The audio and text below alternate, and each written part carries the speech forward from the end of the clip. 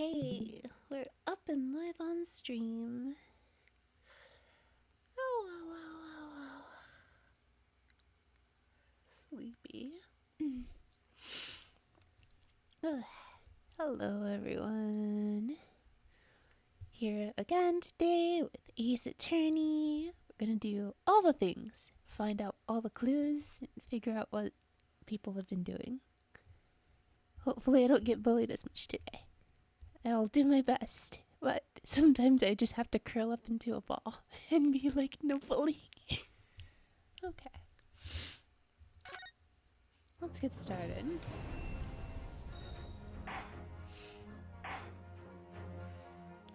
Ow.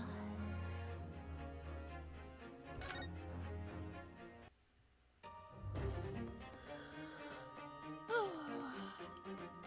Okay, so last time we were here, we were getting a bunch of different people's bloods. We found a couple of different clues. We got the pawnbroker's ticket. We know that Mason's blood was on this. We played around with the panoramic images, which was fun. Everyone in chat got to play together with that. It was fun. Okay. And I think at this point we need to go back and check on whether or not it's okay for Ginny. Yes! If we don't hurry, visiting hours will be over and we won't be able to take Ginny. We've got to go fast. 16th of April, 5:41 p.m. Local prison, cell 13. She's still in the unlucky cell. Oh, Gina, good. You're back. Oh.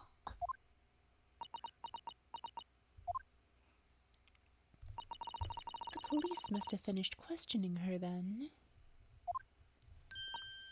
Oh, how was it, Ginny? Was it awful? She's like so happy about this. She's like, oh, was it awful? Eh? Oh, didn't bother me. Thank you for the papers you signed before. It meant we were able to investigate at Windy Banks. Oh, right.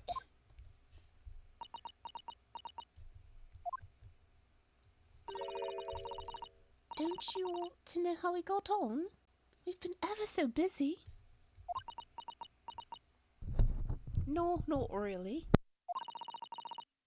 What's the point in asking? Won't change what everyone's saying, that I did it. That's not... Gina, we came to ask you for your final decision. Eh? What decision? About tomorrow's trial. Will you let me defend you or not? I must submit the paperwork now if you'd like Mr. Naruhodo to represent you. Right. I'll see. She's really lost her fight all of a sudden. But I know what that feels like. The worry is just so hard to bear.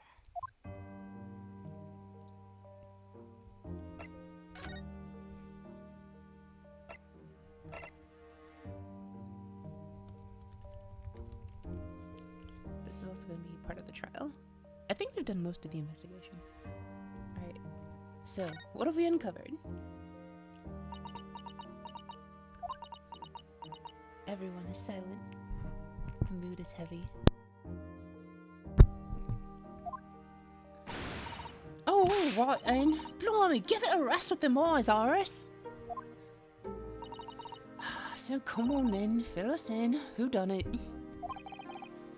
Unfortunately, we don't know that yet. Hi, Blank. Nice to see you. How are you today? Hi, Ronnie. Thank you for the lurk.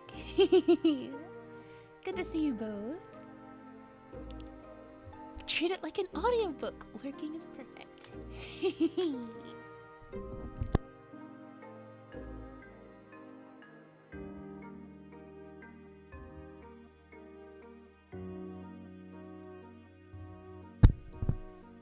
You don't say. We don't know yet, Gina. But Mr. Naruhodo and all of us know that you are innocent of this crime.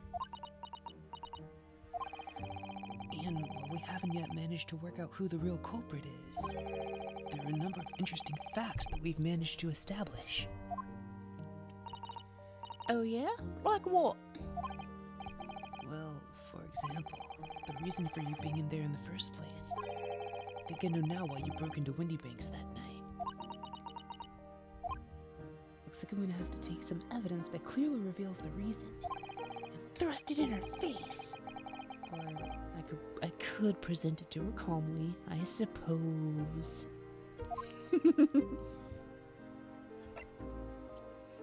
Before that, let's talk about representing her in court.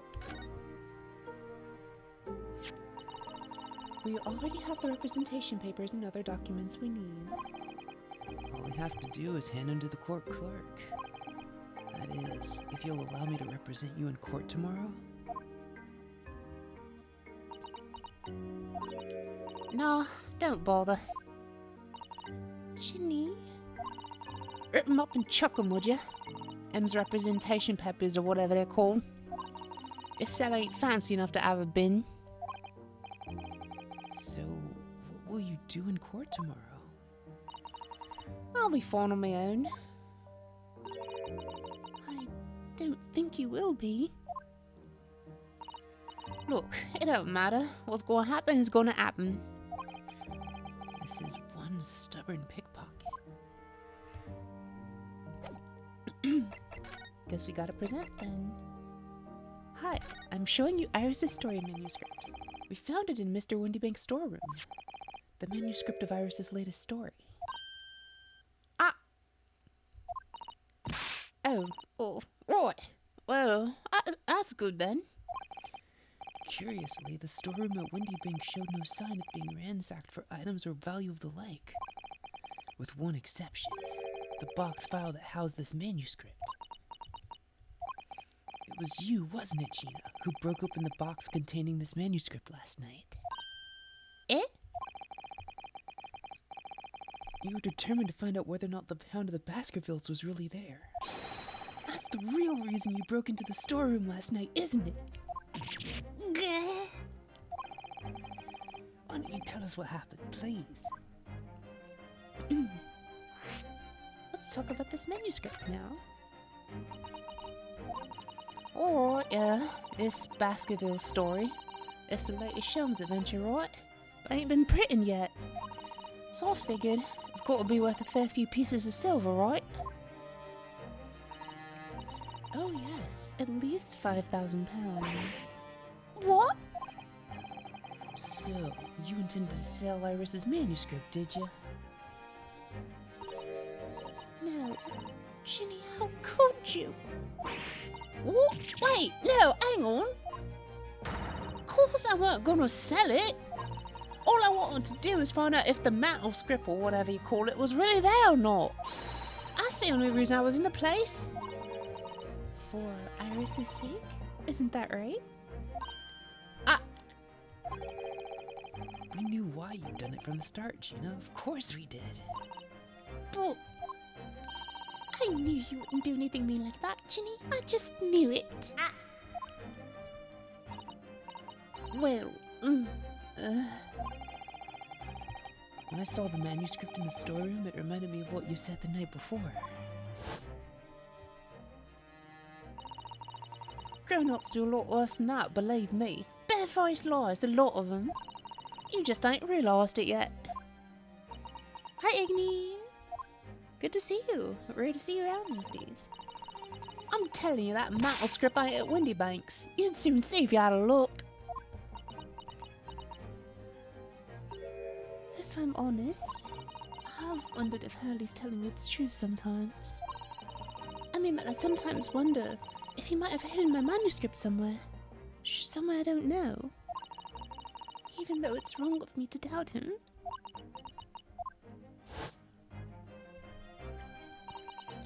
Oh, Ginny, that was so sweet of you.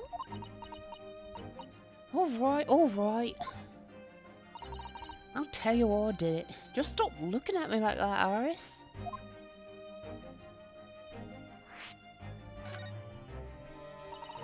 It weren't 'cause of Horace, that's not why I did it. I wanted to know the truth, that's all. You wanted to know if Mr. Sholmes was being honest? If he'd really deposited the manuscript at Windybanks? It's like I told you the night before. I never had a father. But Horace's lot ain't like mine. She got a dad, only she can't see him. And I reckon that's gotta be harder. Oh. That's why she writes the stories. They're about a doubt, really. That's what it sounded like to me, anyway. Last night when I was listening to what you were saying. Stories? About Daddy? You mean they're not the adventures of a great detective, so much as the adventures of a great detective and his trusty partner? Well, that's how I'll say it, yeah? You're so thoughtful and kind, Ginny. Indeed, and we never thought any differently, did we? Look, give it a rest, will ya? I ain't all this chummy nonsense. Do you hear me? I hate it. I don't trust no one, right? That's how I work. 'Cause if you don't trust no one can let you down. So leave me alone. Go on, Scarpa.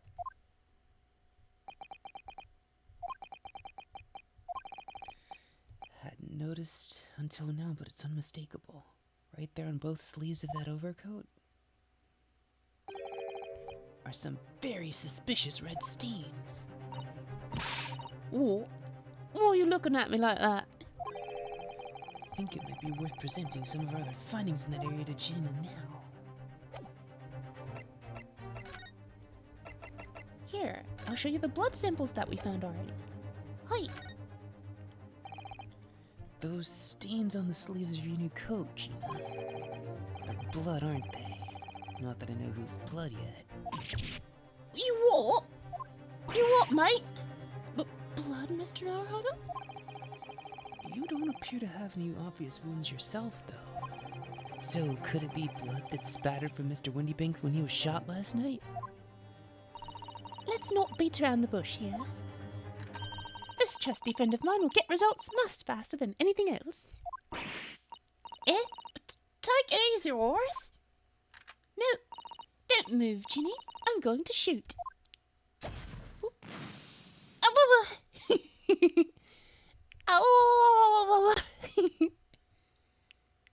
It's purple. Oh, there's a lot of it. Oh, there is a whole lot of it. Oh. Oh my. What the? Forget the sleeves. The whole coat is covered in blood. Of course, the black color of the fabric was matching the stains. That's why we haven't seen them until now. I like how, she spread her arms theatrically, you like the black, you like the spatter? Looks right nice, doesn't it? And the blood that has reacted with the chemical to turn a purple color, which matches one of the samples we've already collected perfectly. Yes, now let's see who had the purple blood. Aha, yes, it was the brickmaker, Mr. Mason. Mr. Mason, Thrice fired. Victim of the murder case 2 months ago. I knew it. What? What are you on all about? A victim? What do you mean?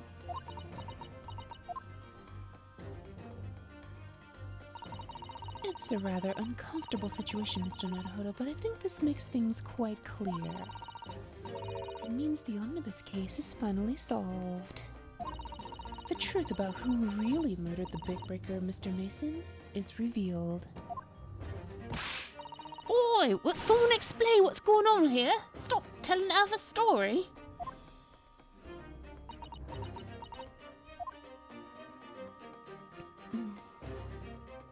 Oh, I can talk to Susato now. Susato, look at my armband! It means a great deal to me, you know, that you cherish his armband so and wear it each time you appear in court. It's really important to me. It shows that I'm a lawyer. And whenever I wear it, I feel as though it gives me strength. Through Kazuma. Absolutely can't be without it, especially when I'm at a critical point in trial. That's what I was wondering. I just keep forgetting to do it. But a lot of NPCs just didn't react to it at all. But like there's a hint for the achievements. I need to go look at the hints. Like in the achievement menu there's like in-game hints that you can look at. But just the other day I noticed you wearing it when we went to visit that park. Sometimes I forget to take it off. Why not? It's not like it's inconvenient, really.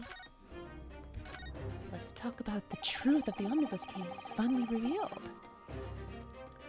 We can see now that the victim's blood is all over Mr. McGilder's overcoat. But in the trial 2 months ago, the defendant said this in his testimony. Now I ask yous, what good-hearted soul wouldn't rush to help a fella bleeding from his stomach? I wasn't about to start worrying about me gloves now, was I? I reached out to give the man a hand. But if you look at this overcoat, now it's clear. These stains couldn't have arisen from McGilder trying to pull the victim to his feet. No, if that was what really had happened, the blood wouldn't have splashed all over the front of the coat. The only explanation for this pattern of blood is that it splattered all over McGilder's coat when he stabbed the victim in the stomach. Pog. I've tried to run from the truth for long enough, but there's no escaping it now. The true culprit in that case, Mr. Mason's killer, was Magnus McGilded.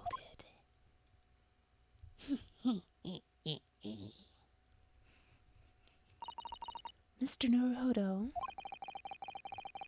That horrible case is solved at last. I hope the men walk free from the trial.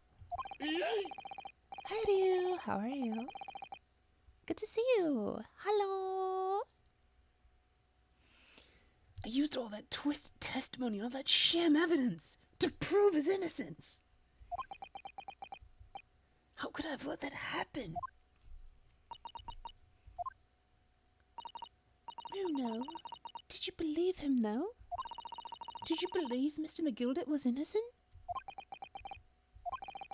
I believed. Or rather, I think I was trying to believe. I wanted to. Because believing in those you represent in court is a defense lawyer's greatest weapon. A weapon?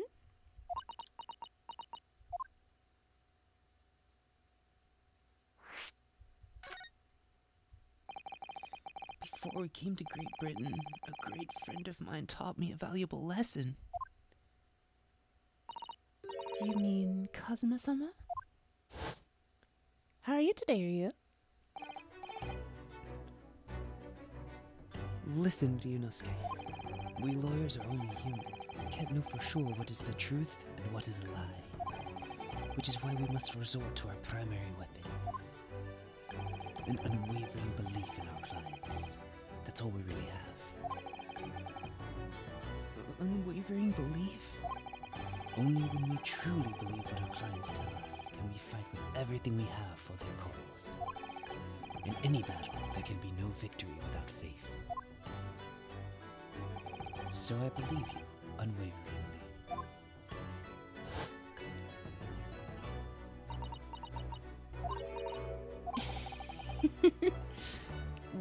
What's funny, Gina?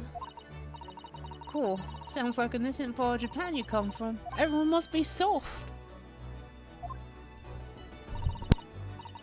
Oh, come on. Look at the mess it's got you into, believing in that bog trotter.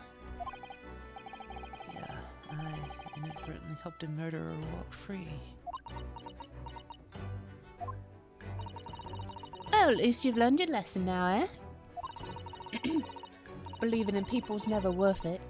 Someone's always stabs you in the back in the end. Soon as you let down your guard, you've had it. Take a leaf out of my book. Believe no one, get hurt by no one. Gina, may I ask you something? What? I'd just like to make absolutely sure. What would you like us to do with these representation papers for tomorrow's trial? How many times will I have to say it? Rip them up and chuck them away. I don't have a bin in here, so do it for me. Are you really sure that's what you want? I bet that's what he wants and all now. Mr. I'm a believer lawyer over there. Don't forget it was me in that trial 2 months ago. I let everyone up the garden path, didn't I? And you're telling me you can believe in me after that? Not likely. Well, Mr. Naruhodo? The lawyer's primary weapon is an unwavering belief in his clients. Ultimately, it comes down to whether or not I feel like I can trust Gina after everything that's happened. Yeah, sure, why not? Gina, let me say it again. Please allow me to represent you in tomorrow's trial. Eh? Are you half-baked? Not at all. You've not once admitted to committing the crime, have you? What's more, I believe that you're telling me the truth. Seriously, Mr. Naruhodo? Didn't you hear what I said before? I'm a born liar. Fibs just trip off my tongue. And I'm a diver, don't forget. I pulled the wool over your eyes 2 months ago and got you in all sorts of trouble. Why would you ever trust me now? I don't get it.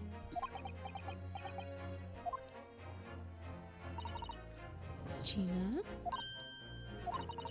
I do understand why you chose not to put your trust in others. But I assure you, there is more to this life than you yet realize. What do you mean? The world we live in is full of people you would do very well to trust. People who will never let you down. Oh, she looks so cute right now. I haven't seen this. This is like a new sprite for her. Eh? It's true that I'm just a student of law, and I'm certainly lacking in courtroom experience. But I can promise you this. Whatever happens, and until my very last breath, I'm completely on your side.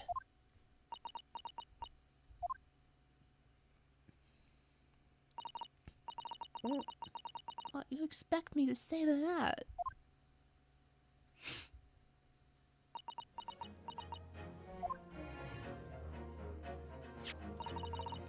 Then it's decided. I will take these papers now and carry out the necessary preparations for tomorrow's trial. Gina, boo, ooh, ooh, ooh, ooh, or die? I am confused. Confused? Oh, bottle of water or die?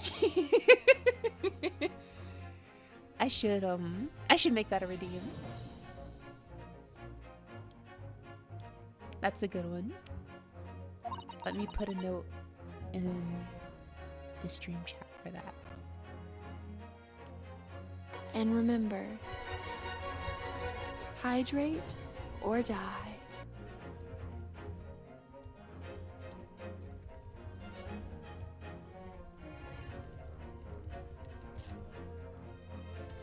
Thank you. Let me quickly take a drink.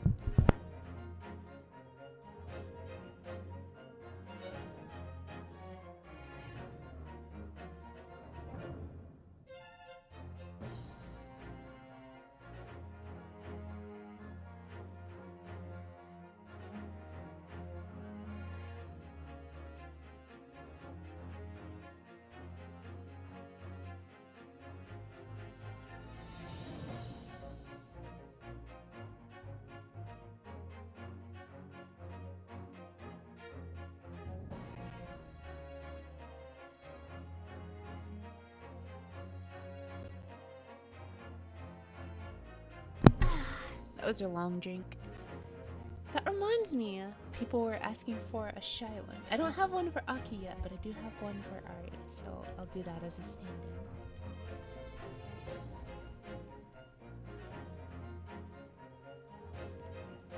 should see it in just a sec.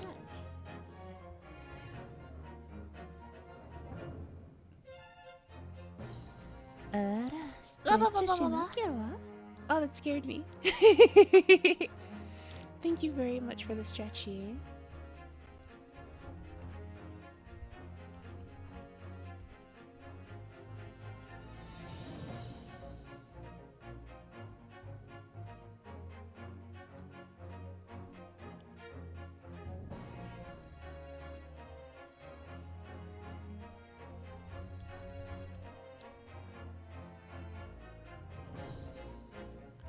I'm doing it right now.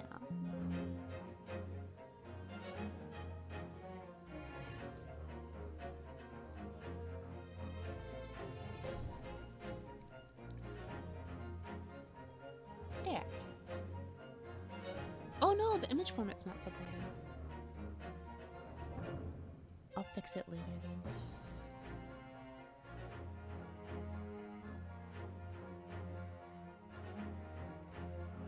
Let me try this.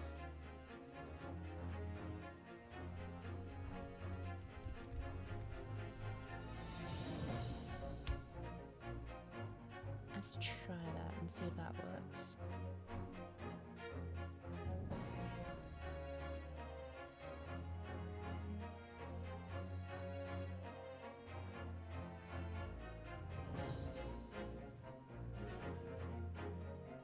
You gonna look now?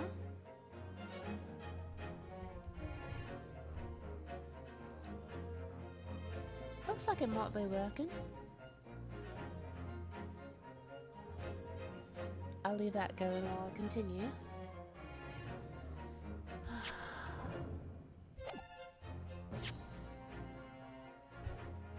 Okay, I'll just redo the last couple lines just to get us back on track.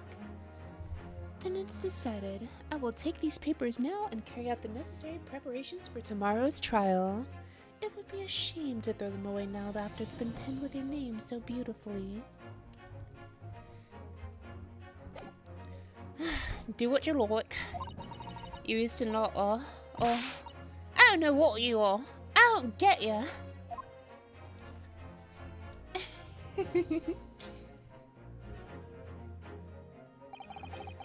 Gina's taken herself off to the back of her cell.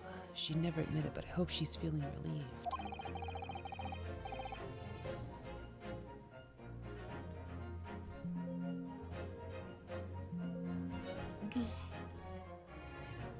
That turned out all right in the end, I think.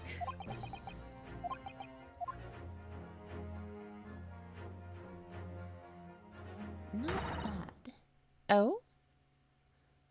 What's this? Whoever's hiding there, show yourself at once. Eavesdropping is the height of cowardice. Miss Usato? Somebody's there in the shadows. I can sense it. Somebody who wasn't there before. What?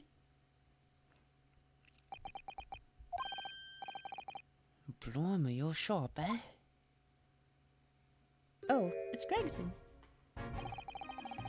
I suppose you were using one of those mystic Japanese arts, like the art of stealth I've heard so much about. If anyone was being stealthy, it was you, Inspector. Grexy? Oh dear me, I'm most terribly sorry, Your Ladyship. I didn't mean to startle you. How long have you been listening into our conversation? Good grief, listening in? No. I just got word there were some visitors who were refusing to leave even though it was after hours. I assure Your Ladyship I only just arrived. This very minute, not a moment earlier. Susato, take down, let's go! That's all it is, nothing untoward, nothing at all. After hours? Is it that late already? So then, I'll humbly excuse myself now, Your Ladyship. Ta-ta-to-loo, ta-to, all the best, by and by.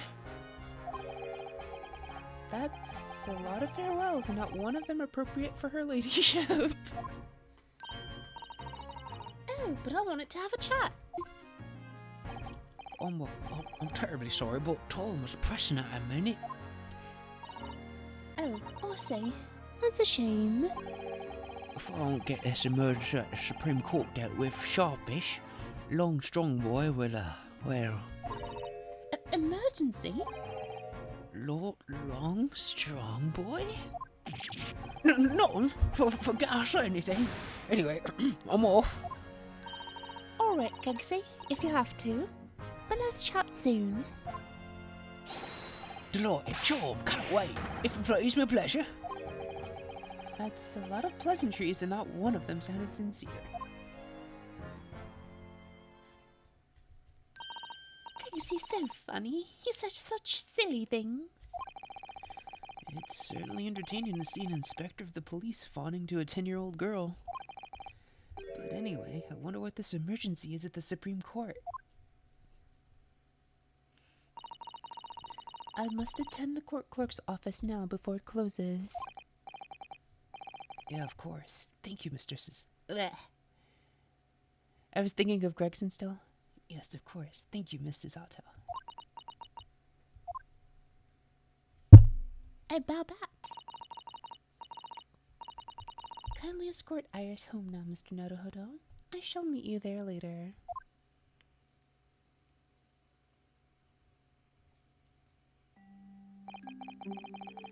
And so our investigation came to an end. Suzato-san went to file the necessary papers for the defense of Gina the following day. And then it hit Ryunosuke. I could no longer suppress the wretched feeling that had been gnawing away at his insides.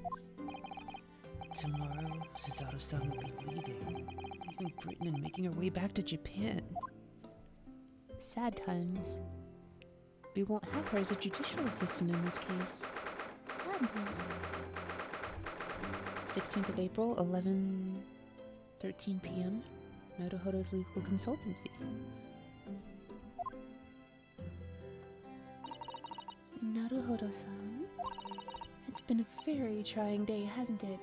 I do hope you're not too exhausted.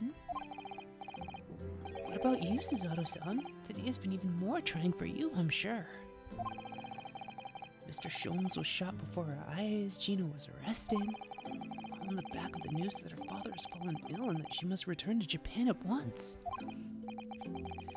I hope your father recovers soon. Thank you for your kind words.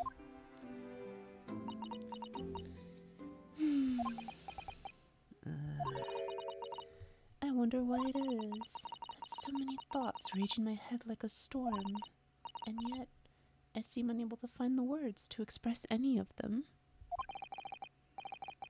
I know exactly what you mean. Anyway, I have one final task to complete as your judicial assistant.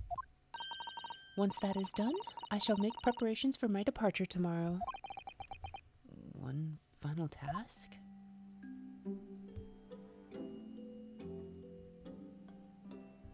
Oh, this music, the sad version of her theme makes me sad. Ah, the parting is such sweet sorrow. I'm gonna miss you.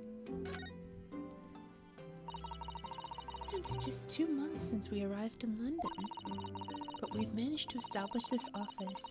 It was finally feeling as though we were settling in. I would be lying if I said I felt no regret.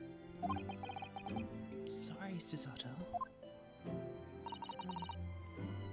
It's just so sudden. I really don't know what to think. I've had no time to gather my thoughts. I know we've only been here a short time, but my limited experience of the courtroom, I feel I've learned something. And what might that be? Seems to me there are many facets to people's personalities. Facets? And like a jewel, the light plays off them in complex patterns, illuminating their actions and their motives. But we see only a small number of the total facets, and what is illuminated is only a part of the whole story. What lies in the shadows? What do those facets we cannot see look like? Perhaps there are some parts we'll never lay eyes on, for as long as we live. so true. Sometimes I feel as though I'm blind to so much. But I keep hoping that one day it'll all become clear. That all the facets will be illuminated, and I'll finally understand how everything fits together. Naruhodo-san? I suppose what matters is that we keep our eyes open and keep moving forward, even if the way sometimes seems dark. It's amazing to think it's just been 2 months. You've grown so much. Sorry? Of what? Oh no, it was nothing. Unimportant. Gah. I have hiccups. Oh no. Be right back.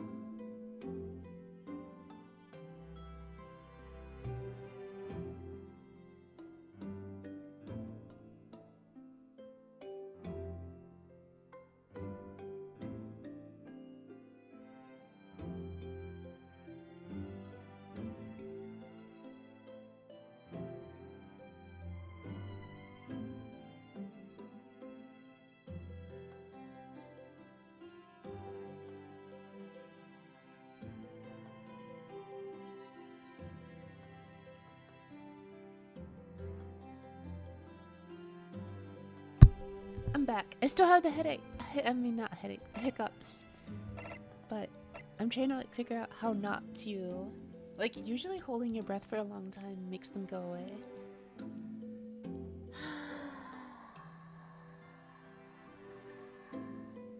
Also, expelling all of your air seems to help as well. But sometimes it doesn't.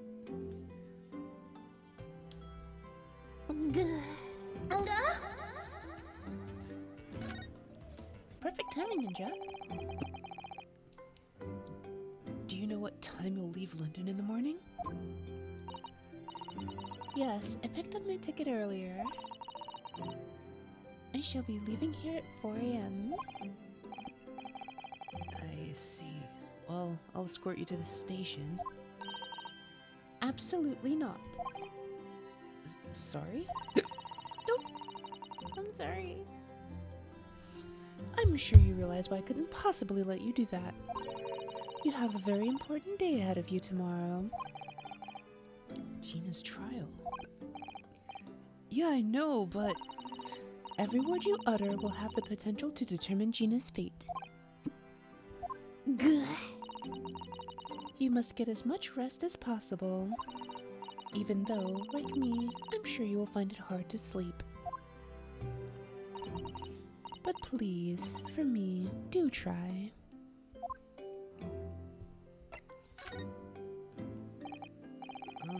You mentioned one final task a bit ago. What did you mean? Oh my, I nearly forgot. Please, I want you to have this. What is that? Some huge bundle of documents? It's my notes from the case 2 months ago. The murder that was committed on the omnibus. The McGilded case. It seems to me that this case of Mr. Windybank's murder, of which Gina is accused, is very much tied up with that omnibus case, in ways that are not yet completely apparent. So I took the liberty of consolidating my writings about the case for you. With everything else she's had to think about, Suzaru-san still managed to do this, and all neatly laid out for me in her beautiful handwriting. It was my pleasure. I can only hope that it will bolster your case tomorrow for Gina. Thank you so much, Susato-san. I'll do my best to use it wisely. You really are the best judicial assistant in the world. Well, that's extremely flattering. But I'm sorry to say that I've been a complete failure. What do you mean? No, you've been the bestest. No, Susato, not like this. Sorry, I didn't quite catch what you said there. Oh, ignore me. I was just mumbling to myself. No, you weren't. You were being super sad. Not like this, Susato. Gah.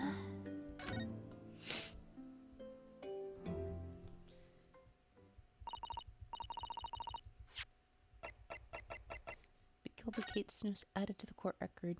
Omnibus murder. Case summary. Victim found deceased on the last scheduled omnibus of the day after a stab wound to the abdomen. Details of victim.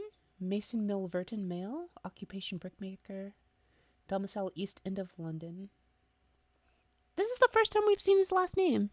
In the case and like all of the profiles thus far, he's just been thrice fired Mason. Trial summary. Defendant Magnus McGilded. Prosecution attorney Lord Baron Van Zeeks. Defense attorney Ryunosuke Naruhodo. Conviction was assured with 3 eyewitness testimonies. However, a surprise 4th witness's testimony resulted in acquittal due to insufficient evidence. Well, it's getting rather late. I think you should go to bed now, Naruhodo-san. I must finish packing up my things in my room. Susato-san, I wish you the very best of luck tomorrow. Good night. Wait, there's something I need to say. Hiya! Susato takedown! Poggies. What was that? A secret technique of mine. The Susato shutdown. Shut down?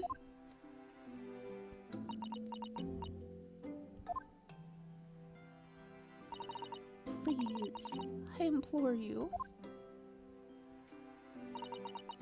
If we have to voice our goodbyes, I won't be able to hold back my tears.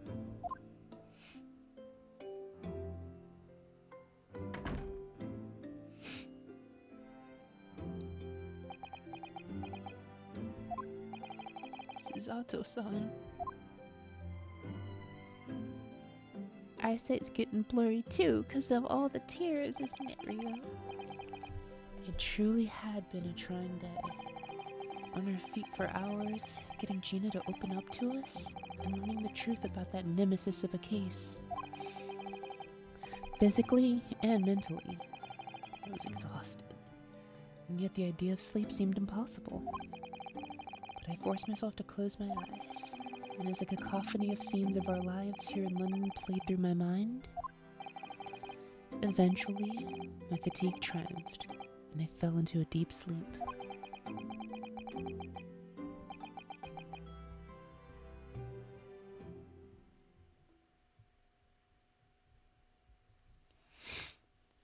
Bye-bye, Susato. I'll miss you. 17th of April, the small hours. St. Sinners Hospital, Ward 3.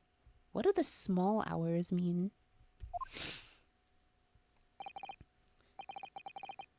Yes, I quite understand. That is a great weight off my mind.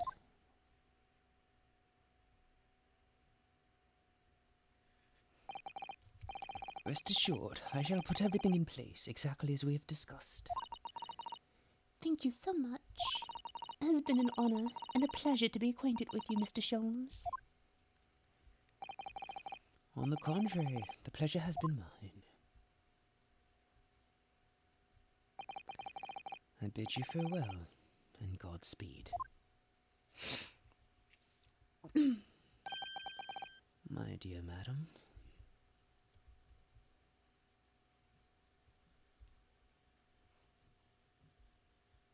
interesting arrangements. She's like, I can't leave you without a judicial assistant at all. I've got to leave you with someone.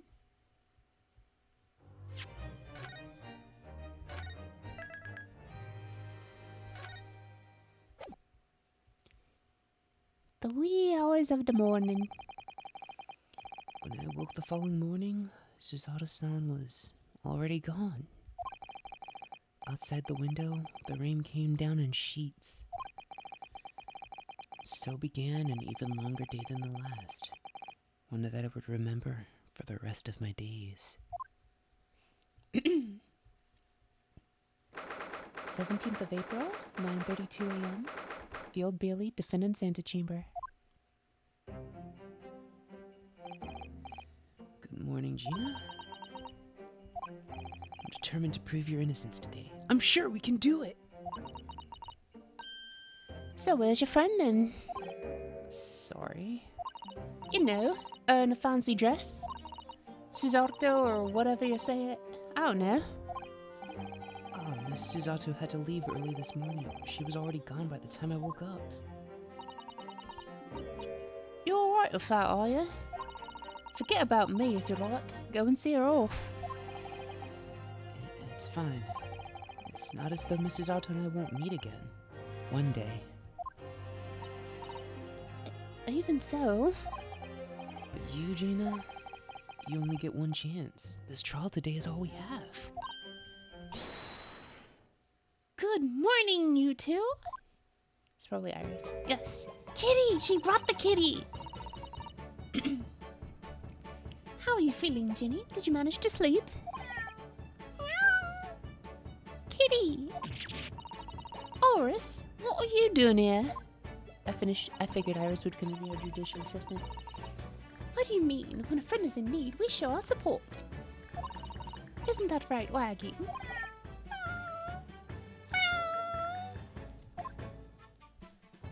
Bye-bye, Waggy. Ah, Waggy! Great way to show your support, Kitty. Let him have a nose around. What I'm gonna do? Oh, that reminds me. I brought the paper on the way here. Now, would you like the good news or the bad news? Well, I can see the bad news from here. It says, Pawnbroker perishes in pick purse plunder. I like the title for that, though. Very catchy, very alliterative. Alliteration is my favorite thing to do. What do you say, Runo? Ginny? Oh, well, I think I'd rather get the bad news out of the way first. No, always take the good news first. You might not live to hear the bad. Yes, that question always gives away people's personalities. Let's not go there. Alright then, I'll give you the bad news first. A record amount of rain has fallen this morning, and carriages all over the capital are struggling to move. Huh? The bad news was a weather report? So I hope that Susie made her train to Dover and that the train isn't delayed on its way to the port. Gosh, yeah. Alright then, so what's the good news? Well, the rain is forecast to subside this afternoon. So even if the train is delayed, it should be able to make up the time later. Well, that is good news, isn't it? The debate. Wow. I couldn't give a monkeys, really. If only all good news cancels out the bad. And look, this trial has made the headlines too. Pawnbroker perishes in pick plus plunder. See?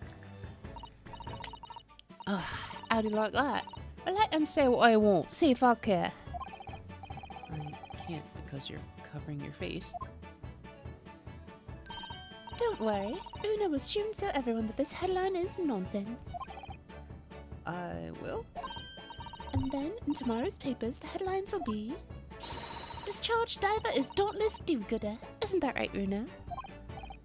Oh, yeah, let's hope so. Of course they will. I have absolute faith in you. How was that? I was trying to sound like Susie. Did it work? Did it? It's like she was still here. Today's paper has been entered into the court record.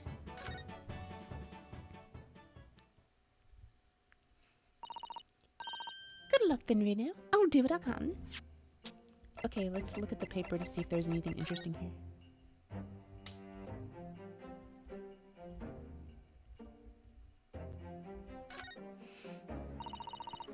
Burger pashes and plick plus plunder. How awful. For Ginny, I mean. But tomorrow's headline will be "Discharged divers don't this do-gooder," right? Yeah, something like that. If possible, I'd like to go even bigger. Bigger? How? Proud pickpocket protects planet post-trial. Perhaps? Protects planet? Ooh, I can't wait for tomorrow now. It's going to be so great.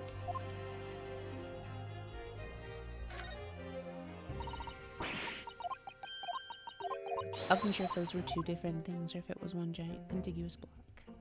Let's look at the back. Oh? How do I rotate you? There we go. Ministry Mole? Classified secrets may have been leaked overseas from the Ministry of Justice. There's a sensational story lower down the front page as well, look. Ministry Mole? Classified secrets may have been leaked from overseas from the Ministry of Justice. For a 10-year-old, Hera certainly has her finger on the pulse of world news. It's about secret communications between Great Britain and its allies. Apparently they're being intercepted by hostile nations. Communications are being intercepted? But how would somebody be doing that? That's the question, isn't it? I've come up with 3 possible different methods so far. Are you looking for a new career, Runa? No, of course not. I wonder. Perhaps this is what Lord Strongheart was talking about yesterday. Yes, it could be. And it would explain why he has Gregsy running from pillar to post at the moment. The details of today's paper have been updated in the court record. Just like that. That is one thing I will always tell everyone. When you get a new piece of evidence, make sure to investigate it. Ari's helpful tip of the day. I haven't come up with a random fact for the day yet. And I tried not to reuse them. I should do like a random fact of the week. We talked about the pistol shrimp last time. I'm trying to think of another cool one. Oh, did you know that there is a snake that literally, I think it's called the hoop snake. It literally will roll itself up into a ball, like into a sphere, and cartwheel away from danger. Isn't that cool?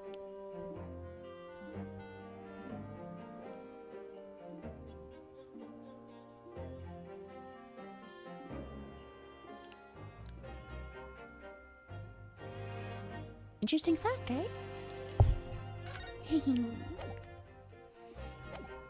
Like it actually turns itself into like a three-dimensional sphere, and it just rolls. Good luck then, Runa. I'll do what I can. Obviously, I don't know the law like Susie does, but still. I'll be by your side the whole time, giving you moral support and encouragement. I'm not sure that big thing is as comforting as you think it is, to be honest. Please stop pointing it at my face. But thank you, Iris. It's very kind of you. Oh yeah, Iris. Yes, Ginny? Well, I was wondering is all about Sholmes. They fix him up alright? Yes, the operation was a great success. But Hurley still hasn't come around yet. Eh? But we know that that's not true. I've asked a friend of mine at Scotland Yard to send a telegram as soon as he wakes up. I'm sure Gregson will let us know the moment there's news. Oh, right. No Suzaru-san, no Mr. Sholmes. It's all down to me today, to prove that Gina's innocent of the crime. Miss Gina Lestrade, counsel for the defense. The trial is about to begin. Please make your way into the courtroom. It's time then. Yeah, let's go, Gina. Iris. Lead the way, Runa.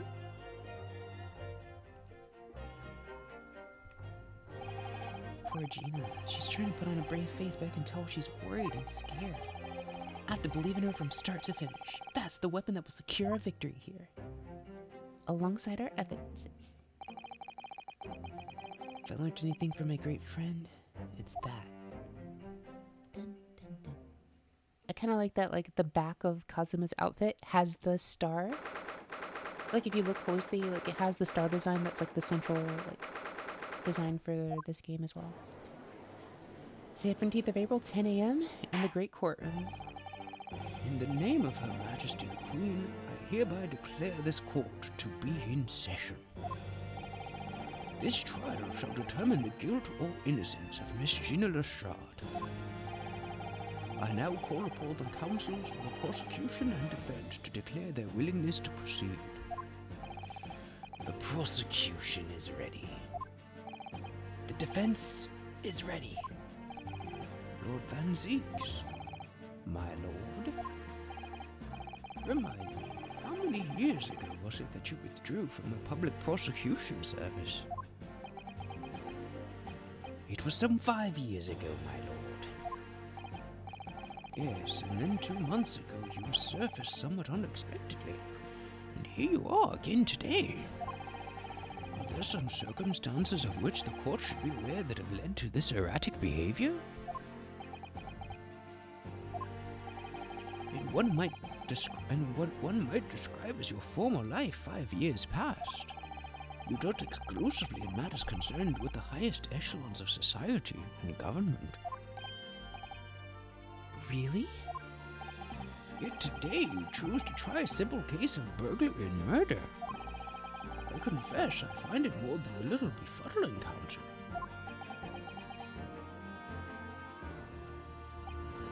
There are 2 types of person I cannot abide. Firstly, those wealthy scoundrels who hide behind a mask of philanthropy to cheat the public at large. What is a man? He means Mr. McGilded, who you defended against the Reaper 2 months ago.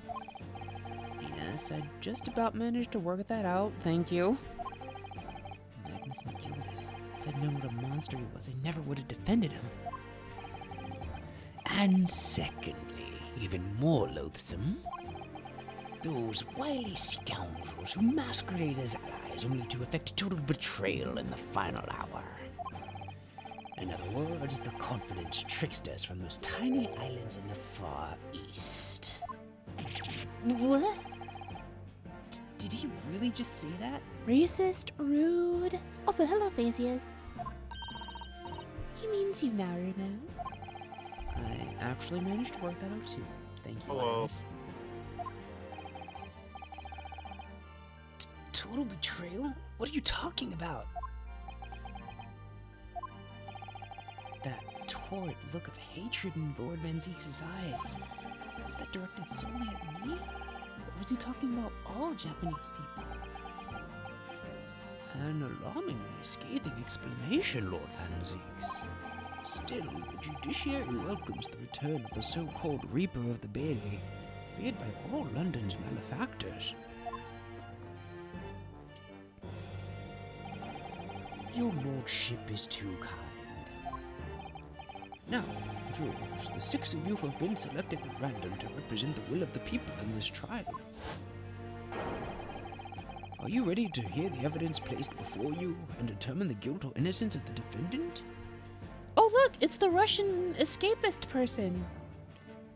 We learned about him in case 3. I guess I get to use a Russian accent today. And everyone else is a repeat except for that guy in the middle. I don't know who that is.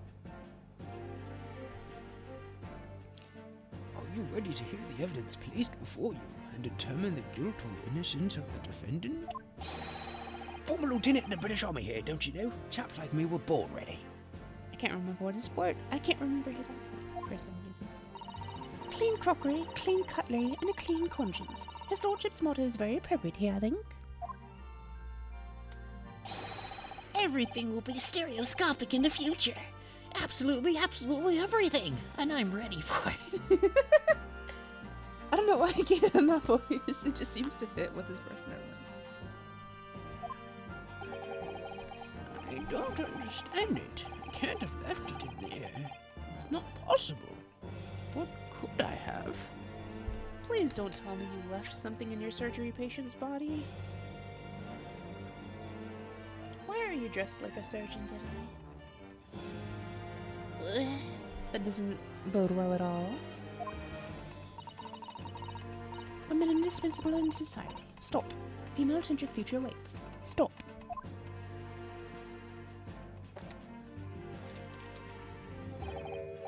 Good day.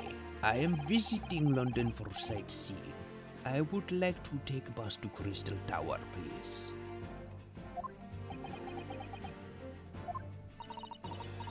I'm trying to remember, like, I don't want to do gender. I'm trying to remember, like, what the specific Russian accent. Okay. Is something wrong with you now? Oh, not exactly. It's just... I'm fairly sure I recognize these jurors. Almost all of them, in fact. He's doing the cross-eye thing that we did together on stream last time to look at the stereoscopic images. Really? Funny coincidences like that do happen from time to time, don't they? But it is quite strange. The jurors are chosen at random from London's 6 million inhabitants, you know. So I've been led to believe. Something tells me I'm being duped.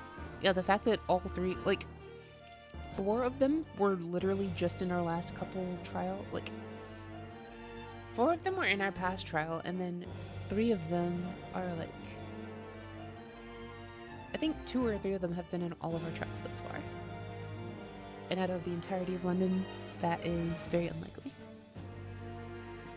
Yes. His eyes are just perma cross-eyed forever. Very well. Now, Lord Van Zeeks, the court calls upon the prosecution to introduce the facts of the case. As you wish, my lord. Allow me to begin with a word of warning to the ladies and gentlemen of the jury. In short, there has never been a more self-evident case of cold-blooded murder. The victim, Mr. Pop Windybank, proprietor of a pawn shop on Baker Street, was shot from behind and died instantly. The prosecution presents this photographic print of the crime scene. As the court will observe, there is a single bullet wound just below the gentleman's left shoulder. So the fact that he's... Hold on, pausing. The fact that he said he was shot from behind is very interesting. We didn't find the bullet anywhere. And let's say that he was shot in the back room, right? Why didn't we see the bullet anywhere in that room? And it implies that there's also some... There's also a... What do you call it? I feel like there's a contradiction with this and the fact that this exists. So what it feels like is someone broke in. Windybank was there, right? He took a shot at the person there. And they're, like, the bullet hit them and their blood spattered, like, after they got shot. The person who actually did this then turned around and shot Windybank. Like, there are only a couple of choices for that to be. Either he was actually shot in the front and then ran into the back and then fell over and died in there. Or maybe he got, after he got the preemptive shot off, he ran and, like, barricaded himself in the back. Like, tried to slam the door and was, like, trying to go hide or something. And then the person was, like, chasing after him and shot him in the back. But then Gina was there too. And she didn't say anything about seeing anyone else. So... The fact that he was shot in the back raises a lot of questions for me, personally. I'm trying to see as much as I can figure out before we get into evidence, just based on what we see here.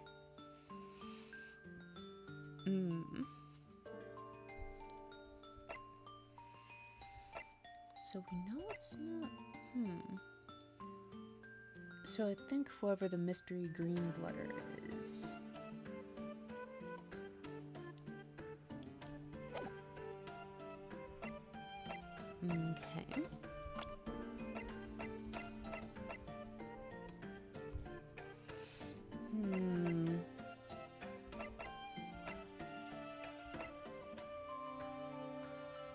could potentially be Eggert's.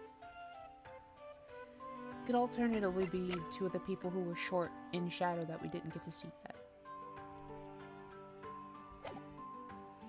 Okay, let's continue. As the court will observe, there is a single bullet wound just below the gentleman's left shoulder. The evidence suggests that the bullet pierced the man's heart, resulting in near instant death. Okay, so he can't have gotten shot and staggered away. He basically shot and killed over. Moving on to the findings of Scotland Yard's coroner, his report states that the bullet entered the body on a rising diagonal trajectory. And what's that supposed to tell us? Okay, so this means that he was shot by someone who was on the floor. So this brings credence to what I said earlier, where he got the first shot off. His bullet has always been loaded with his gun has already been loaded with one bullet. He was aware of being attacked, so he shot whoever it was. That's what created the green spatter and hit the calendar. They fell down, and as he was running away from him, they shot him in the back.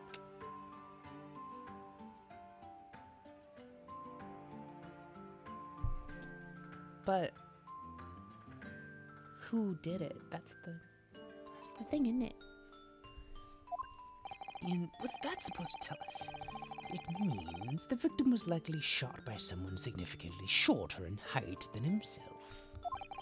Someone like the accused, you might say. Oh! The prosecution wishes to present the autopsy report and crime scene photograph as evidence, my lord. Indeed, the court accepts. Hand them to the bailiff, please. The autopsy report has been entered into the court record. The crime scene photograph has also been entered into the court record. Before we continue with the evidence, I want to examine these two pieces. Time of death, 16th of April, 1 to 1:30 a.m. Coroner was Dr. Stevens. Anything new here? Reporting party to UNESCO notified. Makes sense, we were going to find a body. Post-mortem findings. Single bullet wound in upper half of victim's back. No visible signs of trauma. Autopsy finding. Instant death from a post-anterior bullet wound to the heart. Bullet entered the body from the back on a gently rising diagonal trajectory. Again, this begs the question, where is the bullet that went through him then? Like, clearly for blood to be coming out of his front, there has to be an exit wound.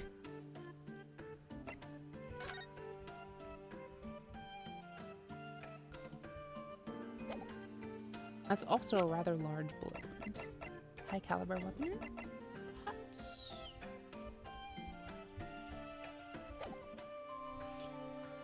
Alright, let's continue. I now ask the court to turn its attention to the plan of the establishment where the incident occurred. The proprietor was found in the storeroom where he kept articles pawned to him. A windowless room with a single point of entry, a door to the main shop that was found locked.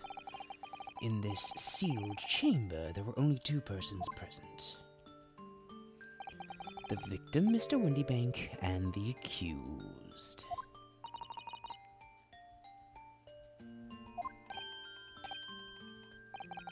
It may further interest the court to know that when the accused was discovered at the scene, she had in her hand the gun used to fire the fatal bullet. Oh, that's that then, isn't it? Nothing more to say. Isn't that grubby little girl a pickpocketing me? She's one of those filthy chaps that live in the slums on the East End. Oh well, it was only a matter of time before she got blood on her hands. Well, the juror's waiting for Objection! killer your head. We can't come to conclusions here. We mustn't assume her guilt because of what she has to do to survive. Objection. My learned Nipponese friend. It is you who mustn't jump to conclusions. Pray forgive me the insolence of filling my sacred chalice once again within these hallowed halls. The prosecution has barely begun presenting its case. Conveniently, this appalling act of murder did not go unobserved. There were witnesses. Good gracious. After their testimony, this girl's true nature will be exposed. Pitiful pig purse or cold-hearted killer. Here's to establishing the truth. I feel like I'm like giving him Vane's voice from Thingy Thingy, but I wanted to give him like Dracula's voice from Castlevania, but I can't quite get there. The court will take the floor pan and firearm into evidence. Hand them to the bailiff, please, Lord Banzeeks. At once, my lord.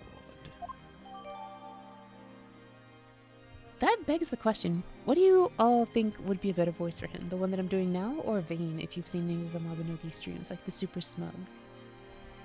I'm seeing plan has been entered into the court record. Wendy Banks' revolver has been entered into the court record. This isn't good. I feel like the mood in here has turned very gloomy all of a sudden, Runo.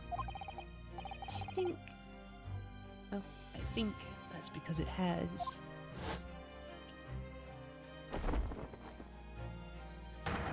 Let us begin. Wow, he's thrown off his cape at the start of the trial. He usually doesn't do that until he gets serious, like midway through. Bring forth the witnesses to the foul murder of Mr. Pop Windybank on 16th April of this year. Does anyone have any thoughts on that? Fusius, Tachi, anyone in the chat? What are their faces? Why are they memes? Also, these are the people who were robbing the shop. I recognize their silhouettes. Witnesses, state your name and occupations for the court. I was just thinking about the meme for the count.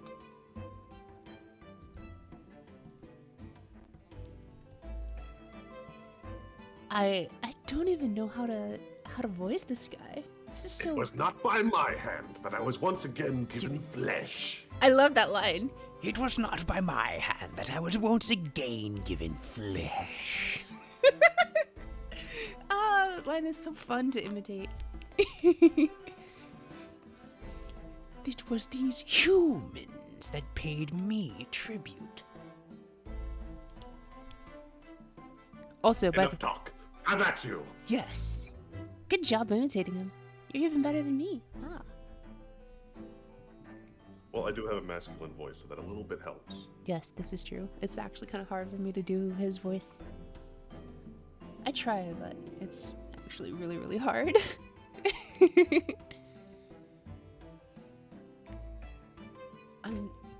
I'm just staring at this guy still, trying to figure out like what his accent is supposed to be. Very nasally. Nash. Name's Nash Skulkin. Occupation is, baddie. Professional baddie. Something like that. There you go. Perfect. And then the other one just reminds me of a pug. He has like the perfect round cheeks and like doggy face.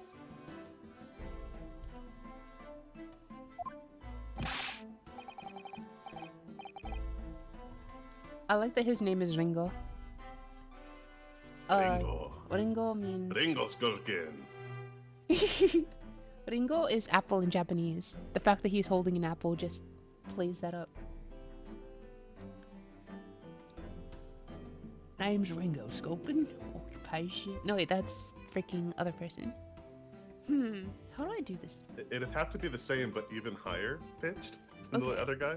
Name's Ringo Skulking. Occupation's the same as him. Something like that. Or maybe lower. Name's Ringo Skulkin. Occupation same as him. Question mark? These two are hard. I can't get a read on them. Because it can't be deeper than that, because then I start slipping into Name's Ringo Skulkin.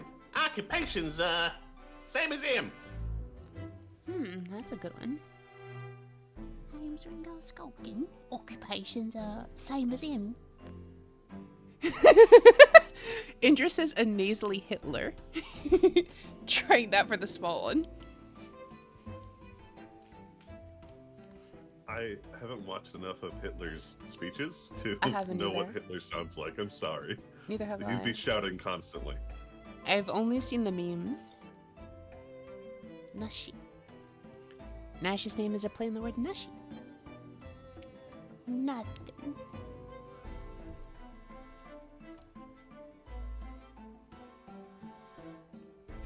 Nashi Ringo. Pear and apple.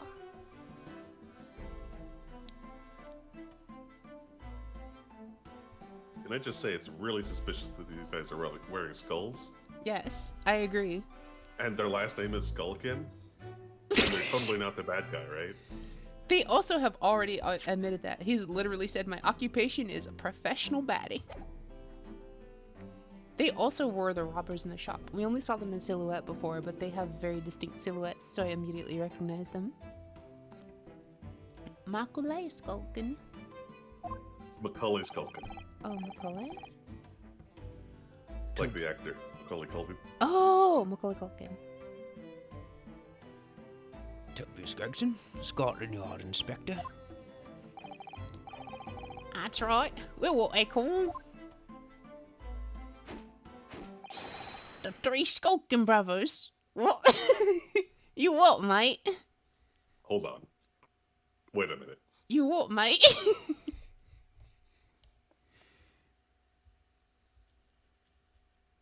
Who's the I third? like his expression. It's just like, I am not dealing with this bullshit today.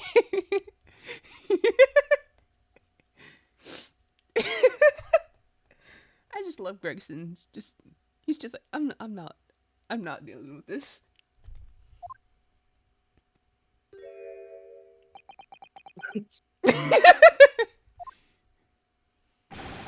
What are you looking all right at me for? Don't lump you in with the old lot. Oh, blimey, that's cool. Don't you know what we're going through? It's the older bro, lost contract with me, have. So we're scouring every shady corner of the capital. And last night it come across you, a very spit on the bloke. Ain't that right, Ringo? He is nice, he is. Very spit of him. So we sort of know what we was going to do. We was going to call you Big Bruv Sulky.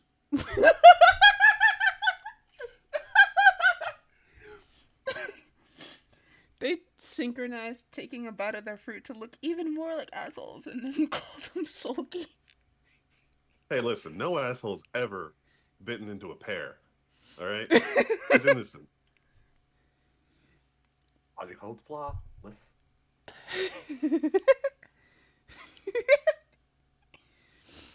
So Indra, if you don't know what I'm referring to, it's a running trope that if you want someone to look like an asshole, you make them have an apple and then crunch into it as they're doing whatever it is they're doing.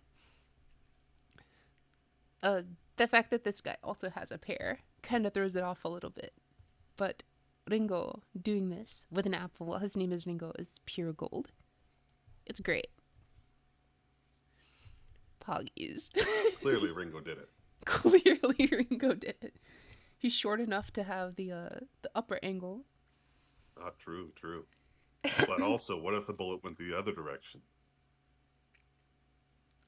It was diagonally upwards. It can't have gone the other direction.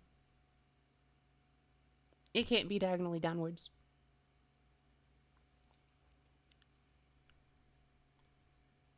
Like, he was shot in the back and like the bullet went diagonally upwards through him. He wasn't shot in the front. What if he was shot from the front and the bullet went diagonally downwards?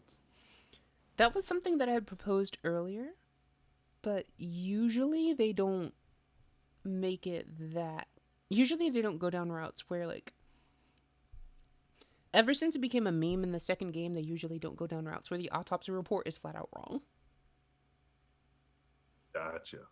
Because in the second game, they were like, Mel's, like, the first time you fight Edgeworth in court, he's like, so, like, one of your, like, key points of defense is like, the autopsy report says this person died instantly. They couldn't have done this sort of thing that you say. And then he's like, when did you get this autopsy report, right? And Phoenix is like, I got it yesterday, why? And Edgeworth is like, aha, your autopsy report is outdated. Here's the updated autopsy report. That's scummy. And the updated one died instantly to near instantaneous. So he's like, actually, they had maybe a minute to live. So they had time to do the thing. And you're just like, what do you mean the autopsy report is updated? That's not how this works. Open up the image for the court record for a sec. Okay. Which Where one? The one where we saw the bullet going into the back. Mm-hmm. Is that the That looks like gunpowder. flash? Yeah, that looks like Yeah. gunpowder residue, which means he was shot from...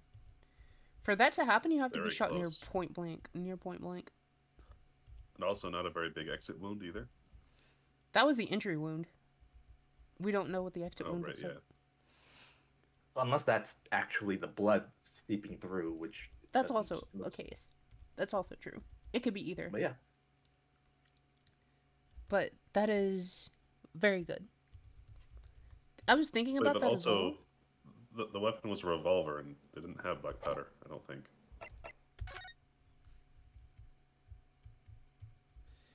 I mean, in general, any gun that you get shot point blank with will leave gunpowder bones. Like, if the propulsion system has gunpowder, like, it explodes out of the end of the barrel. It's kind of a key point in a lot of games. Hi, there's a key point in Clown! one of the previous cases. Yes, it has been a key point in multiple previous cases of if there is gunpowder residue around the bullet wound, it means that they were shot from darn near point blank. Let's inspect the rifle. We forgot to do that earlier. This is Mr. Windybank's gun. The cylinder's completely empty. Mr. Windybank always used to keep this gun turned on his shop counter.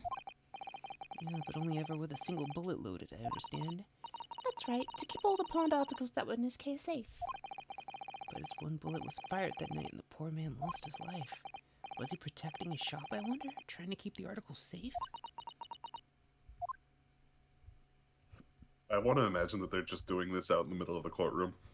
Yes, they do actually do this in the middle of the courtroom. So they're also saying here one bullet, so someone couldn't have fired it twice. That is correct. He always kept it loaded with one bullet. The weird thing was, like, he would also constantly threaten to shoot himself in the head. He'd be like, if I ever betrayed anyone, I would kill myself. And he would always put the gun to his head, which is kind of weird. Friday is going. It's going. This case is very interesting thus far.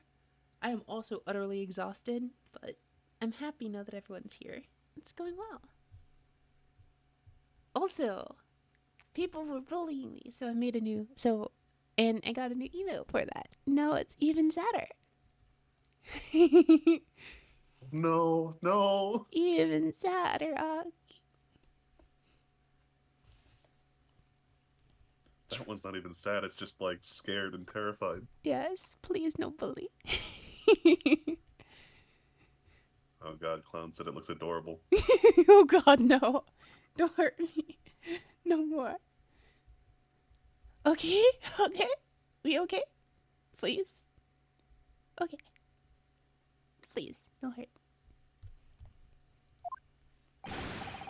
Come on, leave it out, you two. Sulky Skulkin? And that's before he's run out of chips. Well then, Inspector Sulky.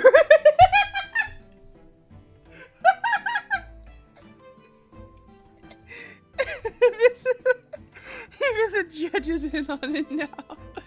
Inspector Sulky Gregson. Oh, this is too good. This is absolute gold.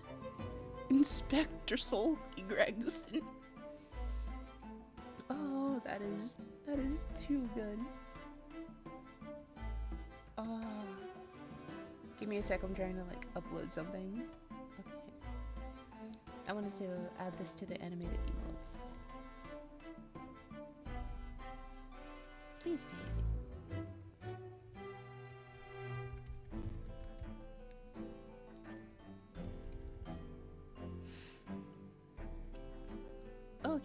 Upload. Aki Trimble is now in the thingy. It's now in the emotes that you can use if you're a sub.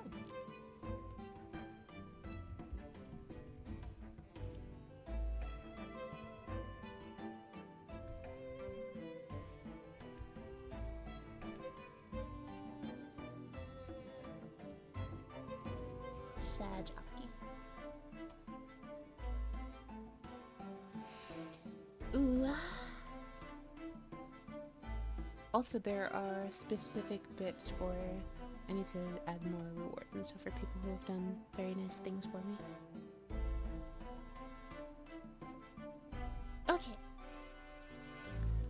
Begging your pardon, my lord, but the name's Tobias. Tobias. What I would like... Tobias? Tobias Gregson, yes. What I would like to know, Inspector, is what you are doing in the witness stand. The Skulkin brothers are currently under arrest, my lord, on suspicion of theft. Thieves, are they these three? The judge is wholly going in on it. No, my lord, I'm begging your pardon, but please don't let me in with this law. 2 nights ago, these two brothers illegally entered an establishment with intent to burgle. And in the course of their nefarious activities, they became embroiled in a far more sinister crime. By Jove, do you mean to say? What an extraordinary coincidence. Indeed, my lord. While attempting to burglarize the pawnbrokery, they witnessed its proprietor's murder. He's on a crate. He's on a crate. He's on a tiny crate, little doggy crate. Order, order! The various trespasses of these brothers is not the subject of today's proceedings, though they will naturally face trial in the very near future. With your lordship's permission, I'd like to remain in the stand to keep these gents on the straight and narrow. Of course, Inspector. Skeptical as I am about the caliber of these witnesses, I will permit them to take the stand. Oh, my OBS is like freezing up.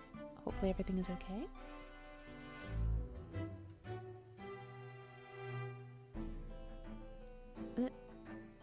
Unfreeze. Only seeing lag on the Discord stream. On your actual stream, it seems fine. Oh, okay. I don't know what's going on with that. Hopefully it's fine.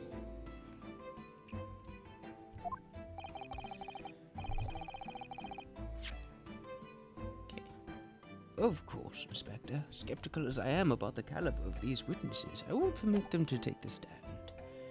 Mr. and Mr. Skulkin, you will now testify before the court. Describe the events of that night in question and what exactly you saw. I do. 'Cause a skulkin's never skulking.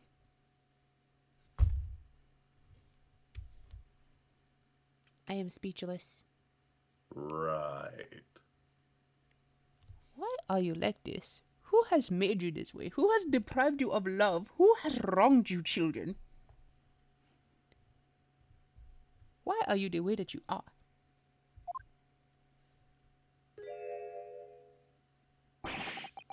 Get out of it. Witness testimony. Illegal entry. We was walking down Baker Street in the small hours and the gaff door was ajar, see? It was lots all kind of sign, begging for us to go in, it was. But once we got inside, God blimey lummy, we heard a gunshot from the back room.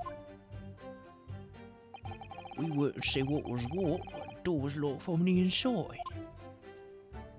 We never done nothing, Governor. We never took nothing. We just left after that nice and quiet. A terrible coincidence, it would seem.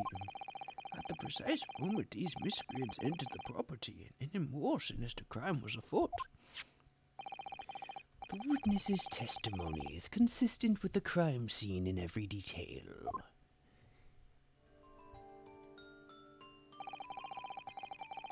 door providing the access to the storeroom from the main shop was indeed locked from the inside, and within only the victim and the accused were found.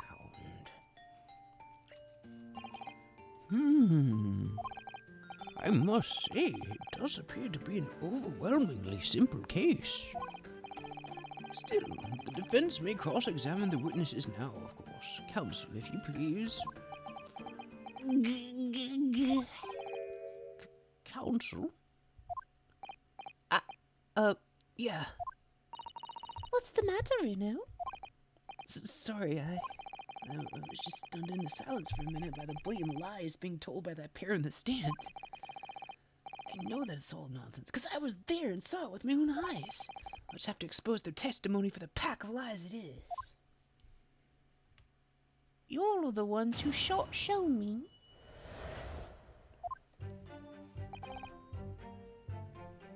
Hold it! The front door of Windy Banks was ajar, you say? What time of night was this?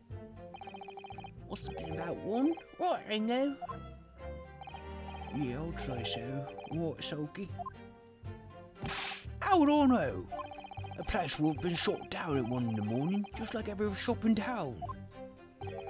Well, it was pitch black inside, it's true. Ain't that right, Ringo? Not so sure now. I sort of remember a little light burning inside. What about you, Sulky, me old mucker? Leave me. I can't believe this witness is refusing to testify. There definitely was a small lamp burning inside. That's what alerted us to the situation in the first place. And when these gentlemen ventured into the open establishment, the accused, Miss Gina Lestrade, already had the nose of a gun trained on the unfortunate victim. Objection! Objection! That is pure conjecture. Perhaps, but it changes nothing.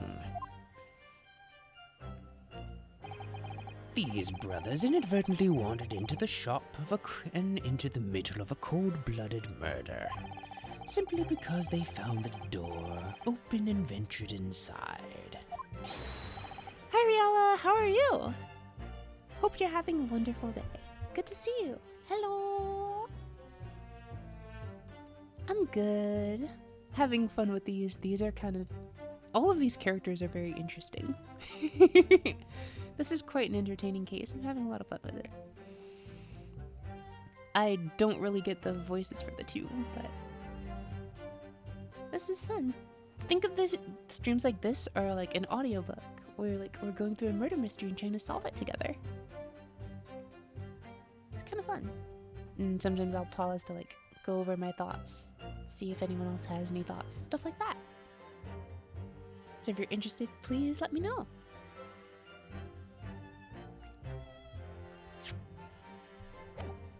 Oh, that's what happened. Was like some kind of sign begging for it to go in, it was. Hold it! What are you trying to suggest? That you had to go in? Well, God moves in mysterious ways, they say, don't they, Ringo?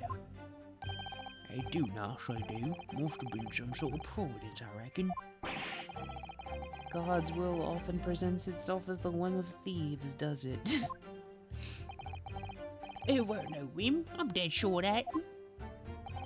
It weren't, Nash, it weren't. Like we said at the time. You don't just find doors open in the middle of the night like that. No, there's no two ways about it. It was a sign our long-lost brother was inside. They're not very good liars, are they? You can't deny it. It let us to a bloke what looks just like our brother. I say, cut it out. Those chips are getting a chomping today.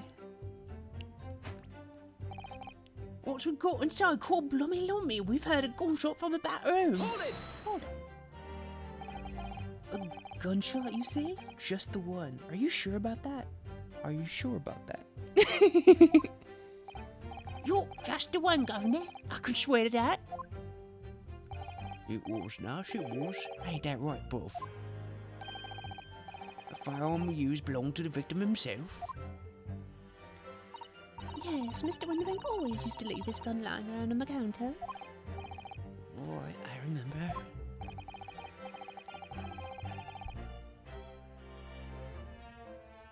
Ooh, U.S. crisps, U.S. potato chips. We examined it, we found the revolver was completely out of rounds. Oh wait, that was Gregson, sorry. We examined it, we found the revolver was completely out of rounds. Yeah. That makes sense. Mr. Winterbank always used to say he only ever kept a single bullet loaded. It's true. I remember him saying that as well. So we can say with considerable certainty that only a single round was discharged from the firearm used as the murder weapon. Yes, my lord, we can. And I should remind the court that the firearm in question was discovered in the hand of the accused. Wonderful. We'll see what was what, but the door was locked. Hold it. Do you mean the door between the main shop and the storeroom? If my learned friend is having difficulty grasping the situation, perhaps a drawing would help. Where does the square peg go? In the square hole. Where does the circle go? Also into the square hole. How dare you? Are you learning yet? Or do you need a diagram for how to put the things in? I'm gonna fail geology because of you.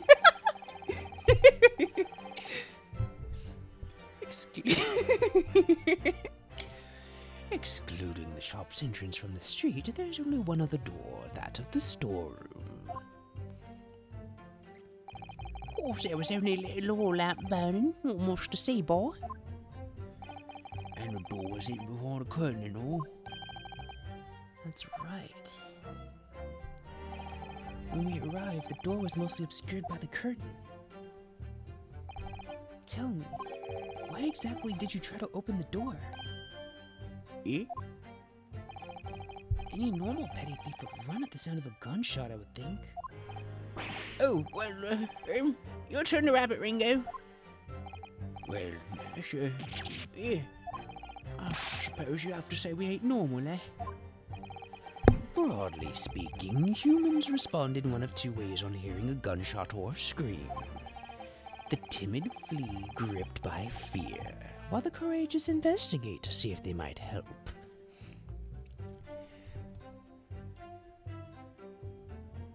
The timid are rewarded with 2 pints of Lego, while the courageous are rewarded with a packet of crisps. Thank you, Tachi.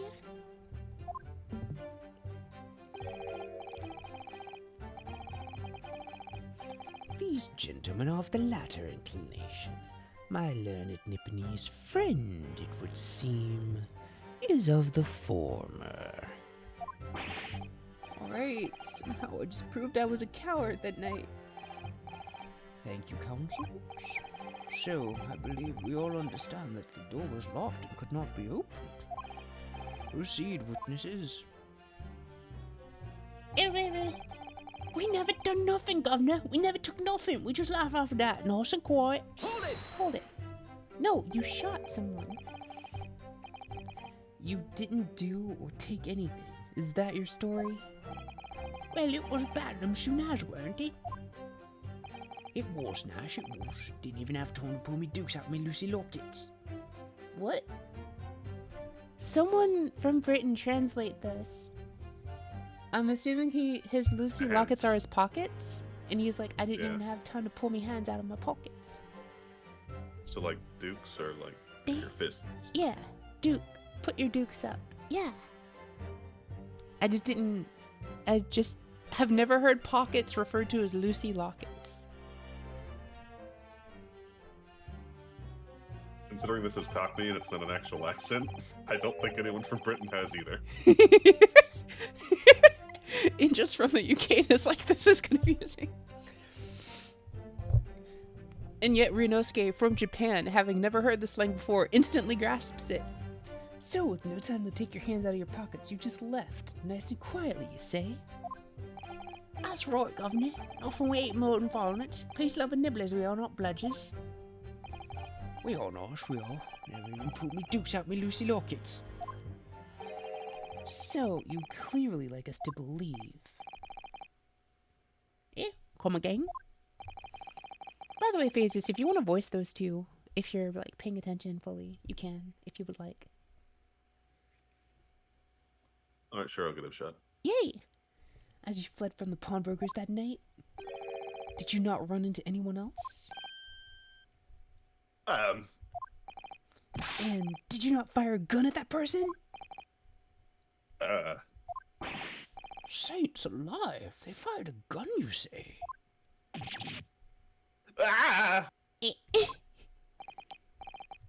Blimey, Governor.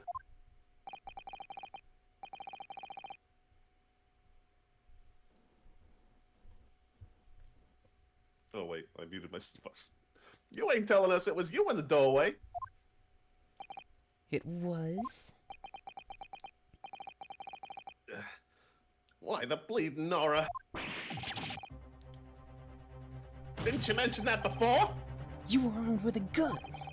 And as you fled the scene, you fired that gun at London's greatest detective, Sherlock Sholmes. Short for Great Mr. Sholmes. I did hear that actually. As you had been rushed to the hospital. Great Sholmes, that's beyond the pale. On the night in question, this pair were arrested by the police within minutes of the discovery of the crime scene.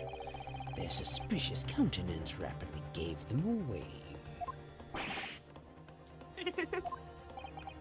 And when searched, a firearm was indeed found in their possession. Furthermore, the barrel showed signs of a shot having been fired from it.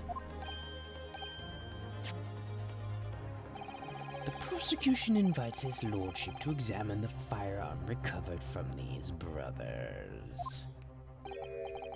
Yes, indeed. Remnants of powder around the muzzle, as you say, Counsel.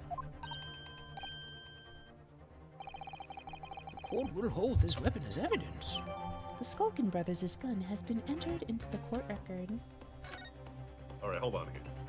Isn't the prosecution supposed to, like, not give that information up? I mean, in most cases, yes, but it depends on the prosecution. Like, in this case, like, the witnesses are lying on the stand, so he... And it's not really...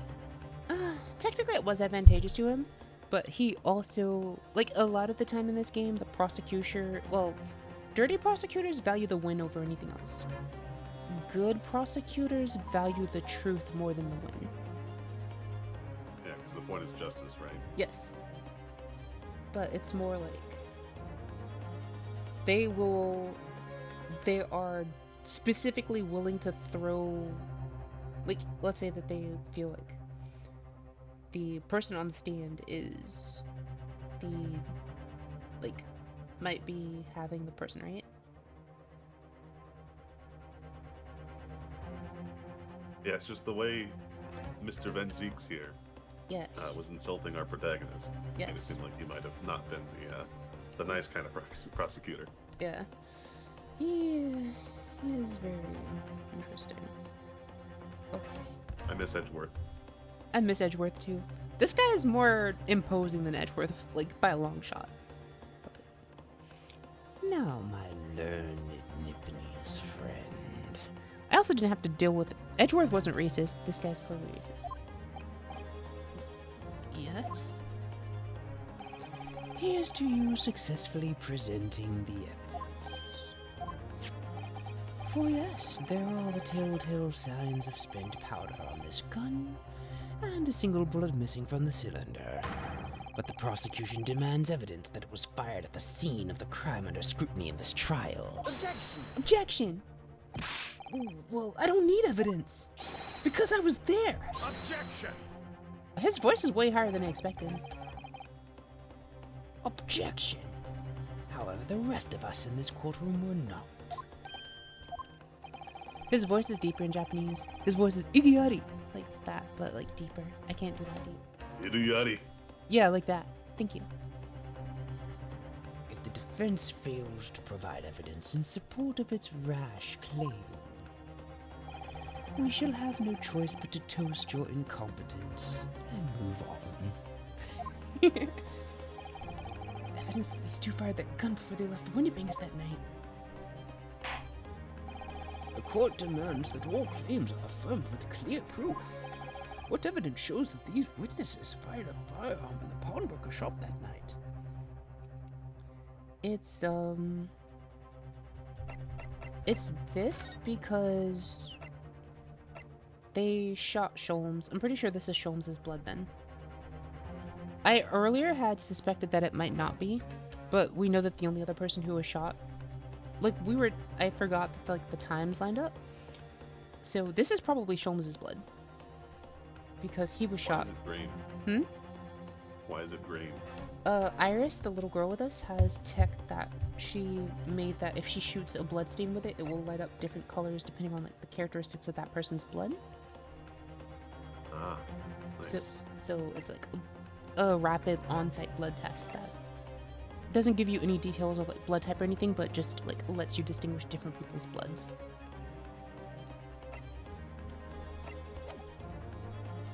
So it's this. Take that! Take that! The evidence is in this portfolio. What on earth have you there, Counsel? During the course of our investigations, we discovered a number of bloodstains. Not trusting the police to do the job they're trained to do? How arrogant of you. Well, anyway, we analyzed all the blood samples we found and recorded the results in this portfolio. And you claim to have the evidence the court is demanding therein? Yes, my lord. No more dallying then, Counsel. Present the pertinent evidence at once. What do you have in your portfolio that proves these witnesses unloaded a firearm with a string? This! Take that! What is that? Explain. It's a photographic print taken at Windybank's pawnbroker on the day of the incident. From the scene of the crime, is it? Is that a bullet hole? If my eyes do not deceive me, it appears the bullet is still lodged there.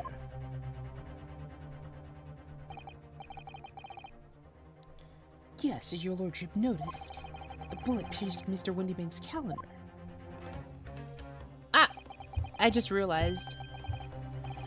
Oh, I see why Van Zeeks will point this out. This is a trap.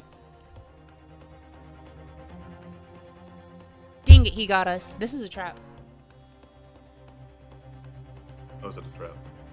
Okay, so the fact that there are gunpowder stains residues on this, on the gun that the brothers used, right? Like this is the gun that they used. Also, I want to just quickly examine this. So there's ammunition still loaded in 5 of this revolver's 6 cylinders. Yes, which tells us that only a single shot has been fired from it. Exactly. The bullet that hit Hurley, in fact, isn't it? Yeah, it happened almost as soon as we walked in through the door. I'll make those brothers pay. So, since there's signs of a single round in gunpowder residue, we could have argued potentially that, hey, there's like gunpowder residue on this. It could have been the little short guy firing upward into the back of Windybank after he shot at the bigger brother. But what we just proved, or at least are attempting to prove, is that no, they're the ones who shot Sholmes and made this bullet hole, right?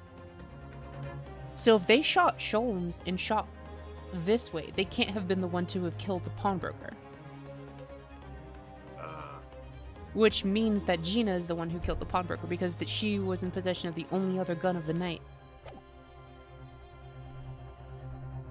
And we know that it was discharged and it's been traced that the bullet fired from it is the one that was there. So yeah, this whole thing is a trap. Ah. It's also true, so we would have had to get here anyway, but he's making us do his work for him. Gah. He's dirty. The date shown being the 16th of April, the very day of the pawnbroker's death. The incident occurred at 1 hour after midnight. This indicates that a separate shot had been fired sometime after the calendar had been set to the 16th. That's right. While it isn't irrefutable, the defense believes this is credible evidence that the witnesses did fire a round from their gun on the pawnbrokers that night. Yeah! Order! How does the prosecution stand, Lord Van Zeeks?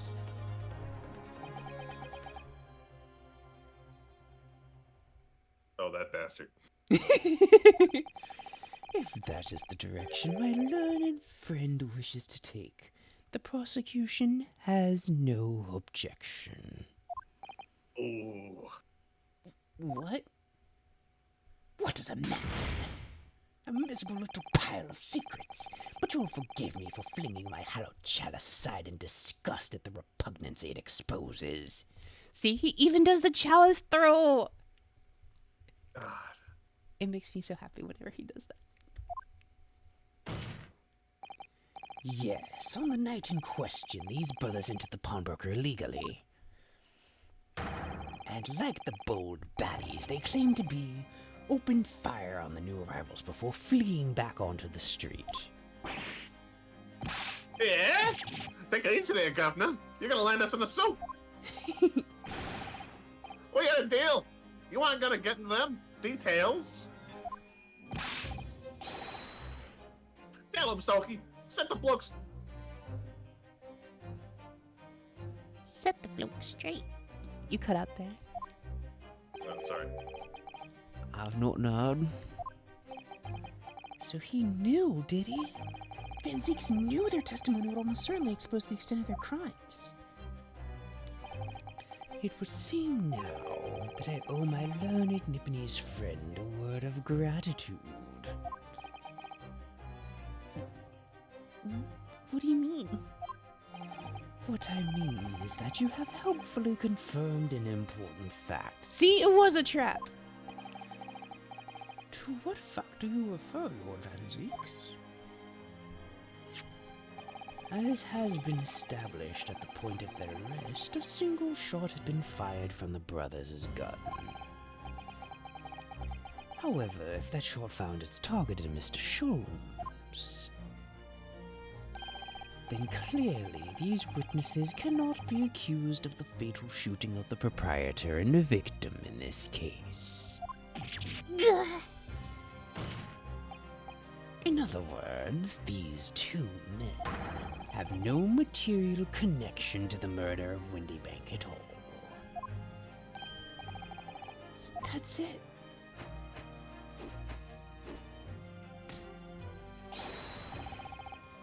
That's it. We didn't have nothing to do with it.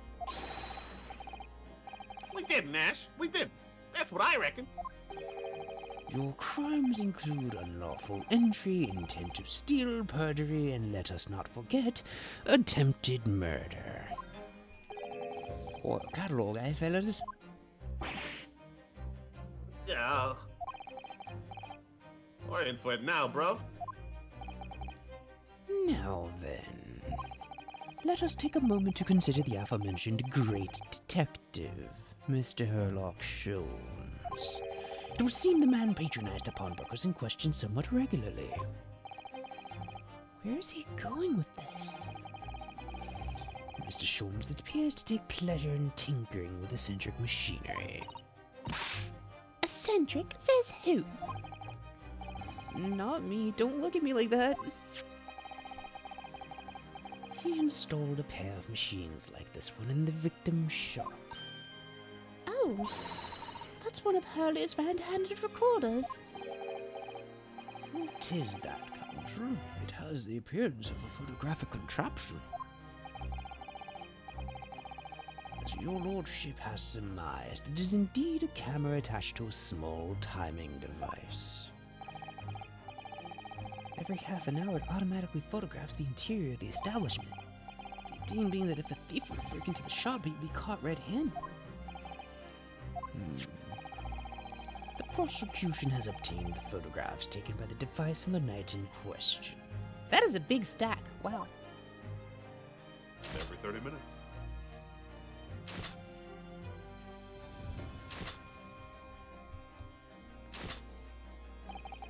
As the court will observe, copious identical prints are produced in a quite desultory fashion.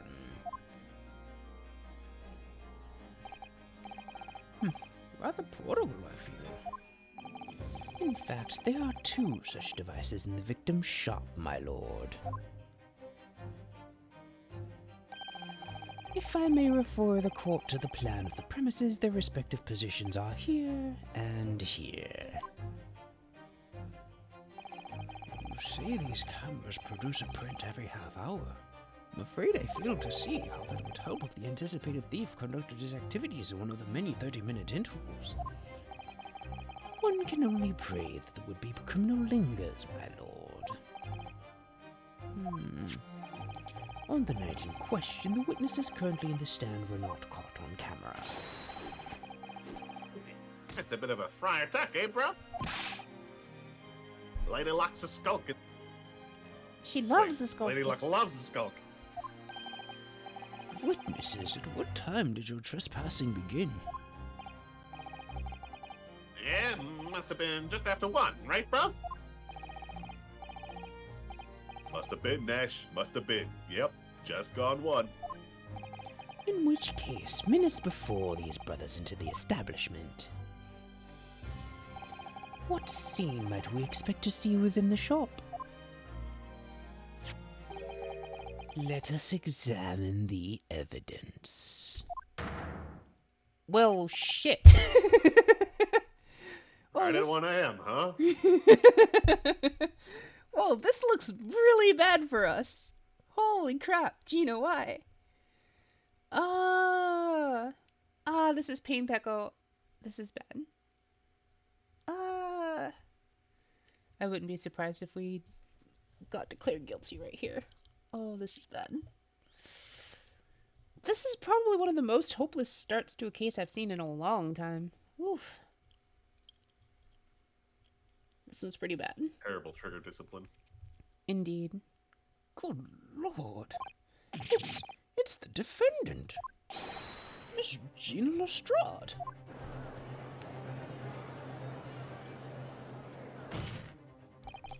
As the court can clearly see, the accused is pictured, gun in hand, facing the victim over the shop counter, no doubt causing the proprietor to open the door to his storeroom. Quite, one can only too easily imagine the events that unfolded. The court will take this photographic print as evidence, if you please, counsel. Photograph of Gina has been entered into the court record. This is bad. Also, there's nothing else here.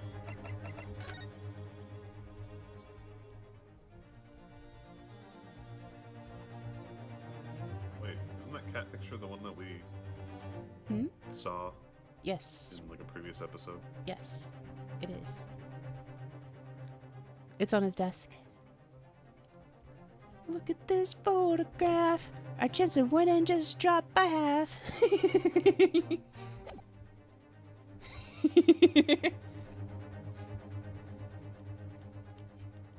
Dropped by more than half, but it like saying more than half wouldn't fit in the lyric. I don't believe it, Ginny. In short, the accused is the only person who could have possibly killed Mr. Windybank.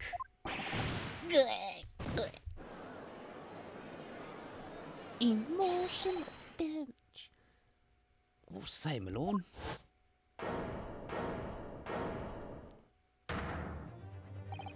Wonder if I might put in a word at this point. Go ahead, Mr. Foreman. Took a ballad bullet to the knee in Battle of Maywood in 1880, don't you know? Decorate foot and all that. Forced to retire from service, sadly. course, men can never outshine the explosive chaps like us on the battlefield. Yes, Mr. Foreman, and your point? What exactly is your point? Carried on the battle after retirement, you see? Battle of daily life, if you like. And here I am now, leading this small squadron. 6 men, all good and true. And we'll all go down together, you mark my words. One for all and all for one. Point. Again, point. The ladies and gentlemen of the jury have reached agreement, have they? Is that what we are to understand? Well, Mr. Foreman, is that correct? In a manner of speaking, yes, that is the Gaudenheim Squadron's position, sir. What? No, it's too soon to make a judgment here. That is a report for the court, man, not a double. His lordship insists on promptitude at all times, and that goes for making decisions too.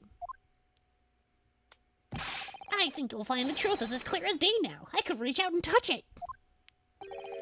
I wouldn't have left it in there. I just wouldn't. But in all honesty, I can't actually remember.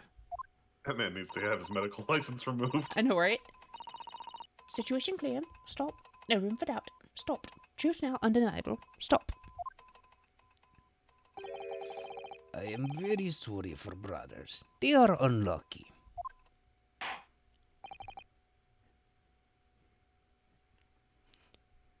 Very well.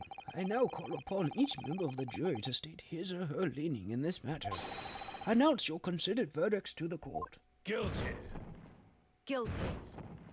Guilty. Guilty. Guilty. Guilty. Guilty. That's a lot of guilties. The scales of justice have tipped. It does indeed appear that the jury is unanimous and is leaning already. That photograph! Look at this photograph! The defendant is shooting the shop staff! Defendant shooting the shop staff? I don't know. I think that one would get quite right without extra symbols. It must be the definitive evidence that Gregson mentioned.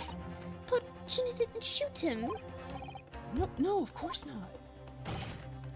My lord, the defense wishes to assert its right to a summation examination. Very well, the court grants permission. So, you refuse to admit defeat again. How unsurprising. We shall proceed immediately with the summation examination. Mr. Foreman, are all members of the jury ready?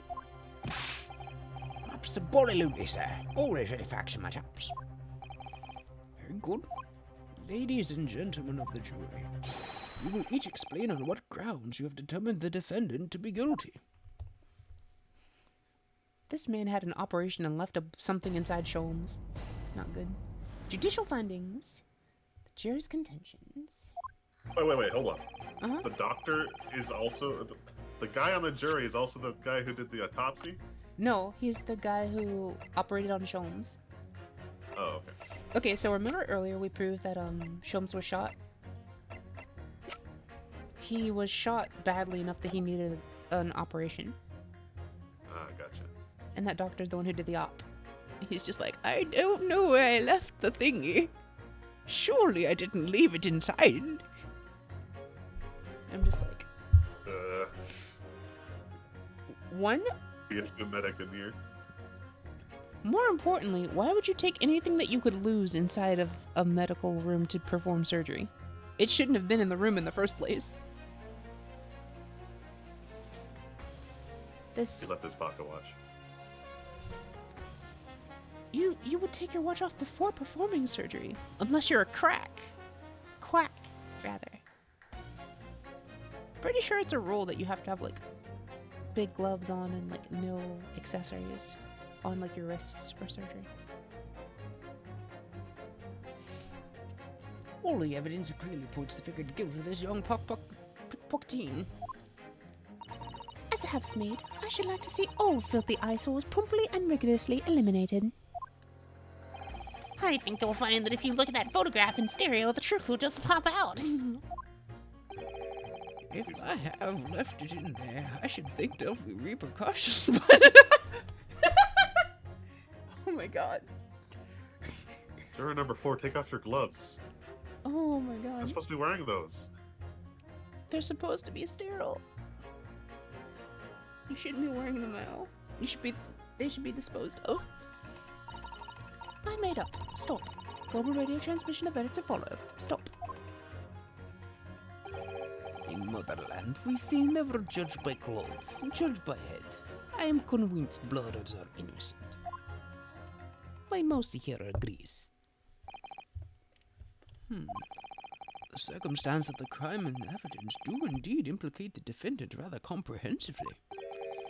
The storeroom locked from the inside in which the victim and the accused were discovered alone. And the accused hands the fatal revolver, the firing of which was heard by these witnesses. Not to mention this print. God blast, John. Take it from a chap who's seen action on the battlefield. That young girl on the verge of pulling a ballet trigger. Well, her trigger discipline certainly isn't helping here. The fact that she has her finger on the trigger is very bad.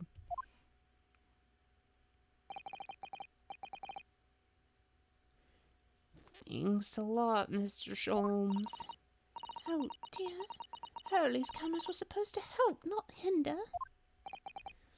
I'm afraid I think you have an uphill struggle ahead of you. But Gina didn't shoot Mr. Windybank, which means there's more to this situation that we've yet to see. Agreed. You have the floor, Counselor. Proceed with the summation examination.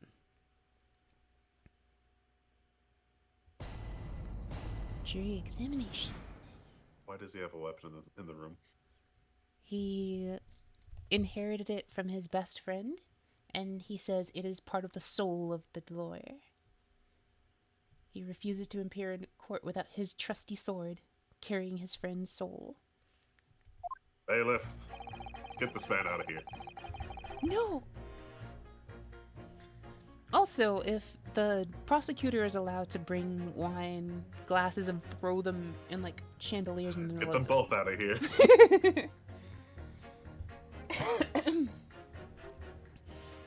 So, I don't think we're going to sway his mind quite yet. So, let's just go through order by order. So, generally whenever someone says something like this, like, that's kind of vague, it's good to press them. If it's, like, a very strong statement, it's generally not as good to press. But this is, like... Yeah, because she's got no grounds Yeah. for her choice besides feeling. Mm-hmm. Hold it! Hold it! Polishing the bench, I see. Again. A maid's work is never done. Not a blemish must remain. What exactly do you mean by filthy eyesores? On my way to market for his lordship, I have to pass through the East End. The place is full of beggars, pickpurses, and crossmen. The scum of the earth. A little harsh, perhaps? Let me be plain. If it were up to me, all those black sons would be made spick and span or eradicated. At least we have people like the great detective working to achieve these important goals. You're referring to Mr. Herlock Sholmes? That's right. I like to keep abreast of exploits by reading Rand's magazine in between my duties. He does wonders cleaning up London streets. In my opinion, he should be declared an honorary maid of the capital. Mr. Sholmes? A maid?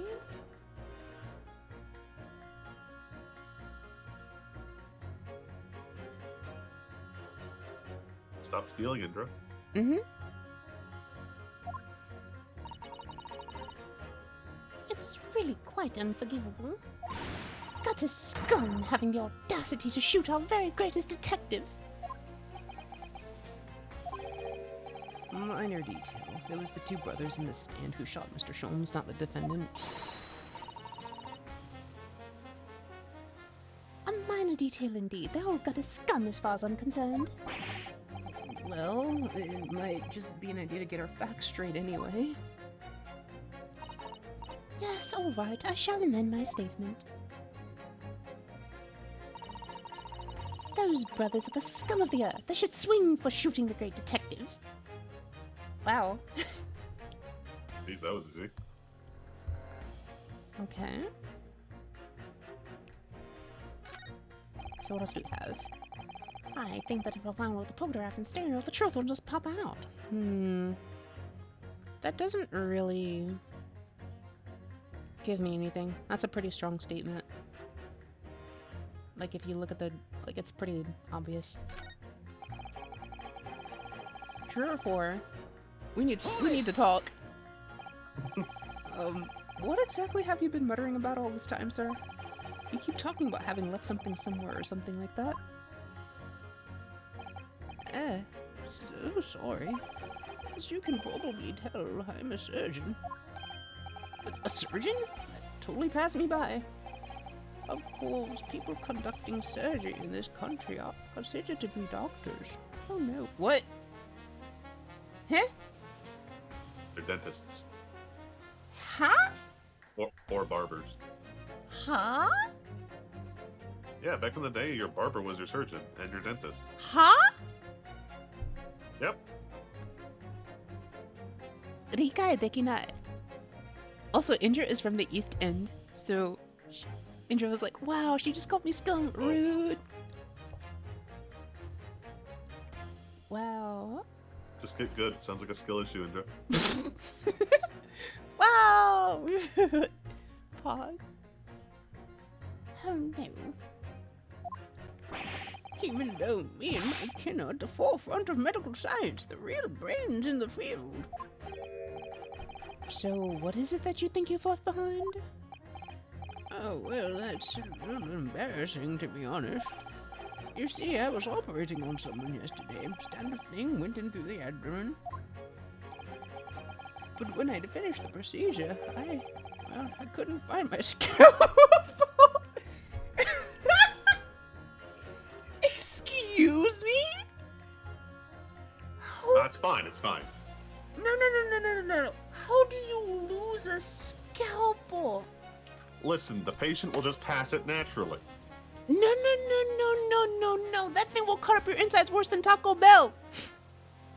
Nah, it's fine. It's fine. No. That's not how that works. That is not how this works. How? No, friend. That is not how this works. Why? Why are you like this? Not like this. Out of everything he possibly could have lost, the scalpel was the thing I least expected. That was the first thing I assumed. Really? Why though? It's a common horror story. Is it really? Yeah, it's happened before. What, like in real life? Yeah, there was at least one case where that happened. Huh?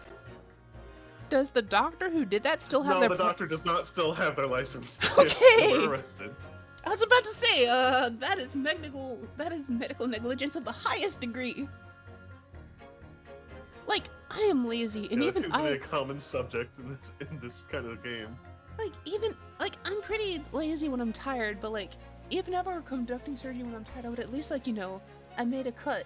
I put the scalpel on the table to get my another tool that I need to do more things with. I wouldn't just, how do you even do that? How do you Don't they leave have us? to get like another scalpel if they want to make another cut too? Yes. Like, you would notice. You would be like, wait, where's the scalpel that I just used? Where'd it go? How? The layers of negligence that you have to be under to, Well, to be fair, that's all modern day medicine. These days, that's your dentist and your barber. Okay. True, but still. Like, wow. You know, he went from a haircut to a tooth pulling to a surgery. All right, calm down. Yeah. It's okay. easy mistake to make. Fine. They only just now finally developed an aesthetic. It's actually brand new at this point in time. Okay. This man lost his scalpel. You what? Did you? Surely not. Exactly. Surely not, you say to yourself, well, don't you? Worrying, isn't it? I That's what's been troubling me this whole time. Could I really have left my scalpel inside the fellow's belly? No, of course I couldn't. So, there you have it. Like I said, a little embarrassing, really. That's one way of putting it. The other is manslaughter. Hey, look, stomach acid is strong enough to melt stainless steel, all right? Is it really? Yeah, but you'd probably die before then. I didn't know that it was strong enough. Like, if you ate, like, a really... So, like, here's the thing. Like, question. Oh yeah, stomach acid's insane. If you ate, like, let's say that you had, like, a stainless steel knife and, like, you cut something and you didn't notice, but, like, one of the little, like, you know, there are little ridges on the end? Let's say just, like little one of palm those little things or ridges whatever. broke off and then you ate it without noticing because it's so small. Would it actually dissolve in your stomach? If it stayed in there, yeah, but it would probably just pass naturally. That's amazing. I mean, you might definitely cut something out, but I don't think you would die. It would be small enough that I don't know if it would cut anything.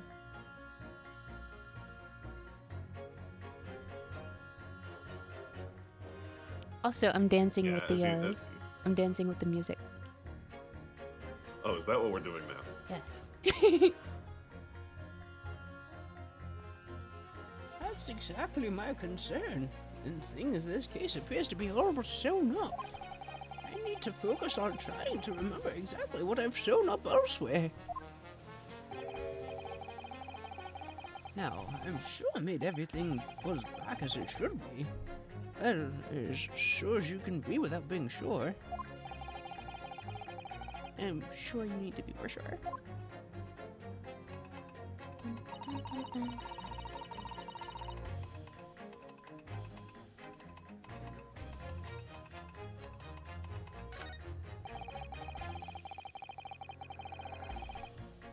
In Motherland, we see never judged by clothes, judged by head. I am convinced brothers are innocent. Hold it! This isn't really strong either. Please tell me you're not villain Bolshevik. The Russian revolutionary. Revolutionary? I believe there is such a rumor. It's just a rumor? As you see, I have unfortunate appearance. I look like vicious criminal. Your words, not mine. Just want to point that out. People call me revolutionary, murderer, autocrat. And which glove fits? I need to know. Good day. I'm visiting London for sightseeing. I would like to take bus to Crystal Tower, please. Right, that didn't sound staged at all. You'll forgive me for having my doubts. To be treated like a vicious criminal all the time, it is very painful. People do not realize. So I have much sympathies for these brothers. People say they are criminals only because of how they look. The Skulkin brothers? Maybe they went inside pawnbroker shop. But they have done nothing wrong. That is all I want to say. Skulkin brothers did nothing wrong that night. Alright, well, first of all, that's one not so little misunderstanding I'll need to clear up straight away. Tell me something, Iris. What is it, Runo? Jurors are chosen at random from the inhabitants of London Town, aren't they? Yes. It's amazing, isn't it? In that case, how is it that there's a Russian tourist sitting amongst them who looks for all the world like a revolutionary? I wish I knew.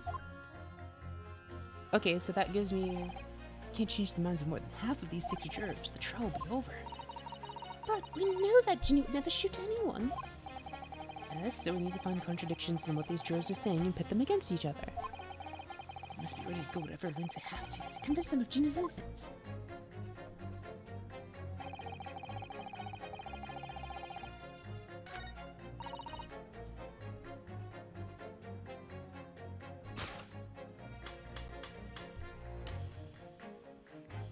I just wanted to dance a little bit to the music there. So this one is good because he's like, oh, oh, they're innocent. They didn't do anything, but they shot Sholmes. They're not innocent. Objection! Objection! Those two statements clearly contradict each other. Good lord, counsel, explain yourself. Oh my statement contradictory. Contradict. C-O-N. Juror number 6, you've got the wrong end of the stick. I do not have stick. I have mouse. As juror number 2 said earlier, when the Skulking brothers fled the scene on the night in question, they fired a shot from their revolver. Yes, they shot poor Mr. Sholmes in the abdomen, I understand. Surely you're not going to tell the court now that you didn't hear? Abdomen.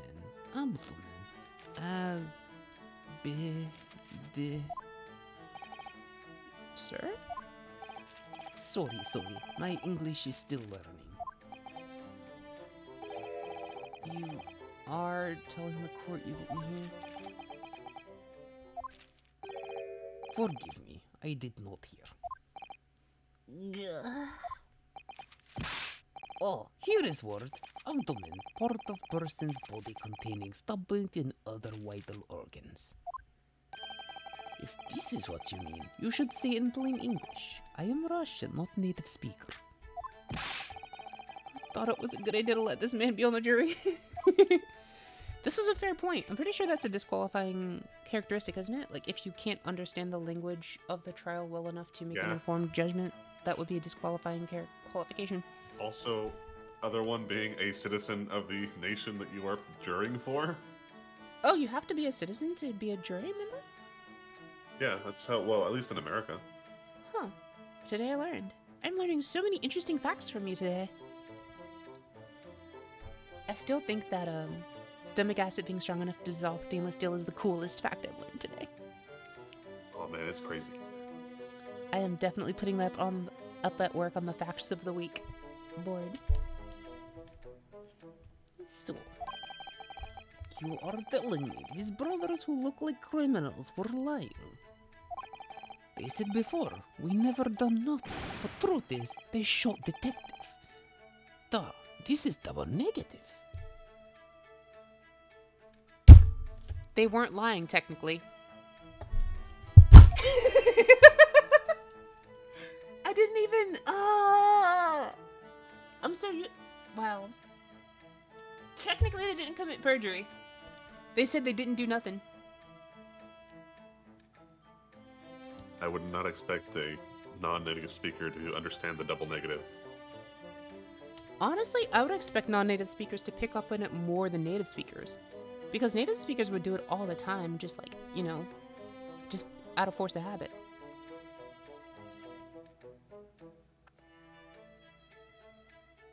But a non-native speaker would pick up on that sort of thing, you know? Because to them it would be unnatural. It wouldn't fly under their radar like it would for a native speaker. Yeah, well, I hear that, like, English second language learners have issues with the double negative. Just because, like you said, it's not natural for them. Mm-hmm. So maybe they do pick up on it, but they think it's stupid. Yeah. But also, technically, the double negative is incorrect in English anyway. Is it really? How so? Yeah, whenever you're writing a book or something like that, you're supposed to make it a positive. So turn the double negative into, you know, the opposite, like what it actually means. But that doesn't So mean it's nothing incorrect, means- though. That means that it's It's not unconventional. incorrect, but if you're writing or something like that, you're not allowed to. You're not supposed to use double negatives. Yes. It's a form of slang. Yes. That is understood. That I already knew.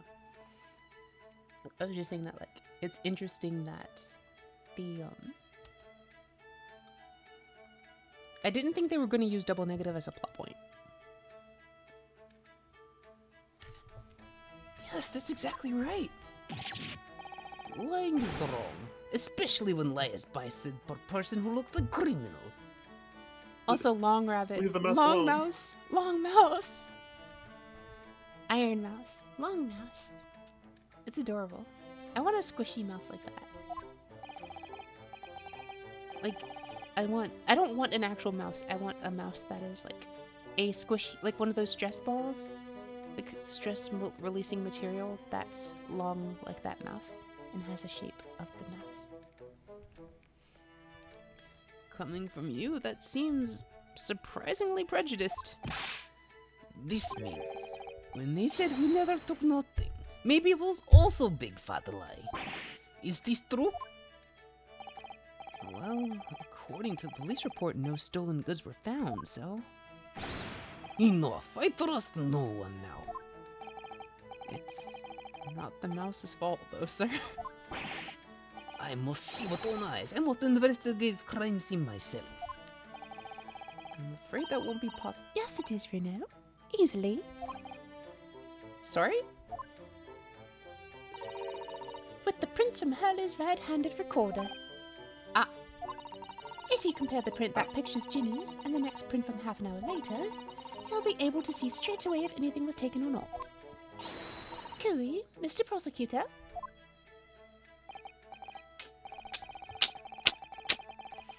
Calling on the prosecution in the middle of a summation examination of old times.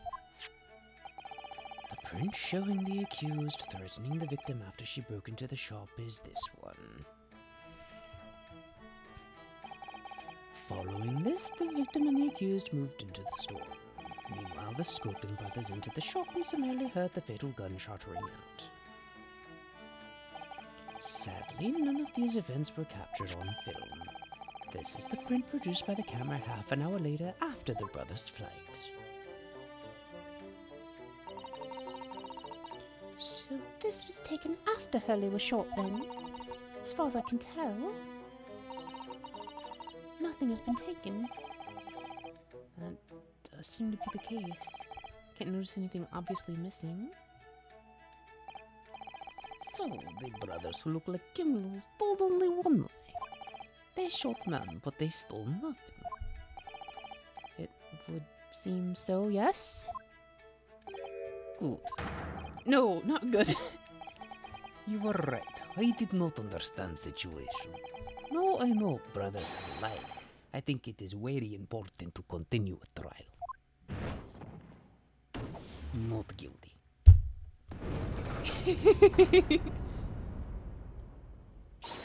Yay! Well done, Runo. The balance is shifting. I totally thought they were going to make us do the whole cross our eyes thing again. That would have been fun. Oh, it's a start, I suppose. There must be more in what these jurors are saying that I can use to expose the truth. And if we can do that, we might just turn the situation to our favor still. Thank you, counsel. Continue with the summation examination. And kindly hand that photographic print to the bailiff to be filed as evidence. Oh, we actually get it. Okay. Post-shooting photograph has been entered into the court record. Another print in the court record. I wonder if we can make use of that. Let's look at these carefully.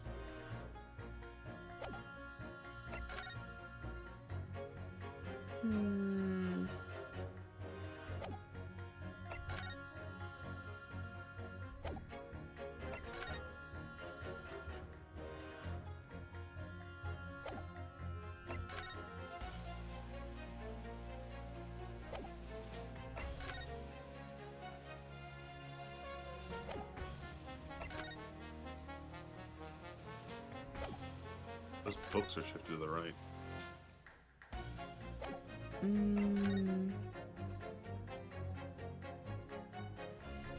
I'm looking at the books. Not the 3 books on the desk, but the books like on the floor. I can't tell if they've been moved or if it's like... Well, the one on the desk has been moved. The one with the skull on it. Yeah? So, look at that little bookmark inside of them, sticking out, a little page. Like here? Yeah, that. A little bit lower. And you can see it's been moved to the right. A little bit lower than that. Here? There, that one. Yep. Right there. No, it's still here. No. So that it lines up with the edge there, right? And then look again. It doesn't line up with the edge there. You don't need the magnifying glass to see it. Oh, the other side of it. This one. Yeah. Wow. That is a I don't know what that means. Nothing's actually been stolen. Interesting.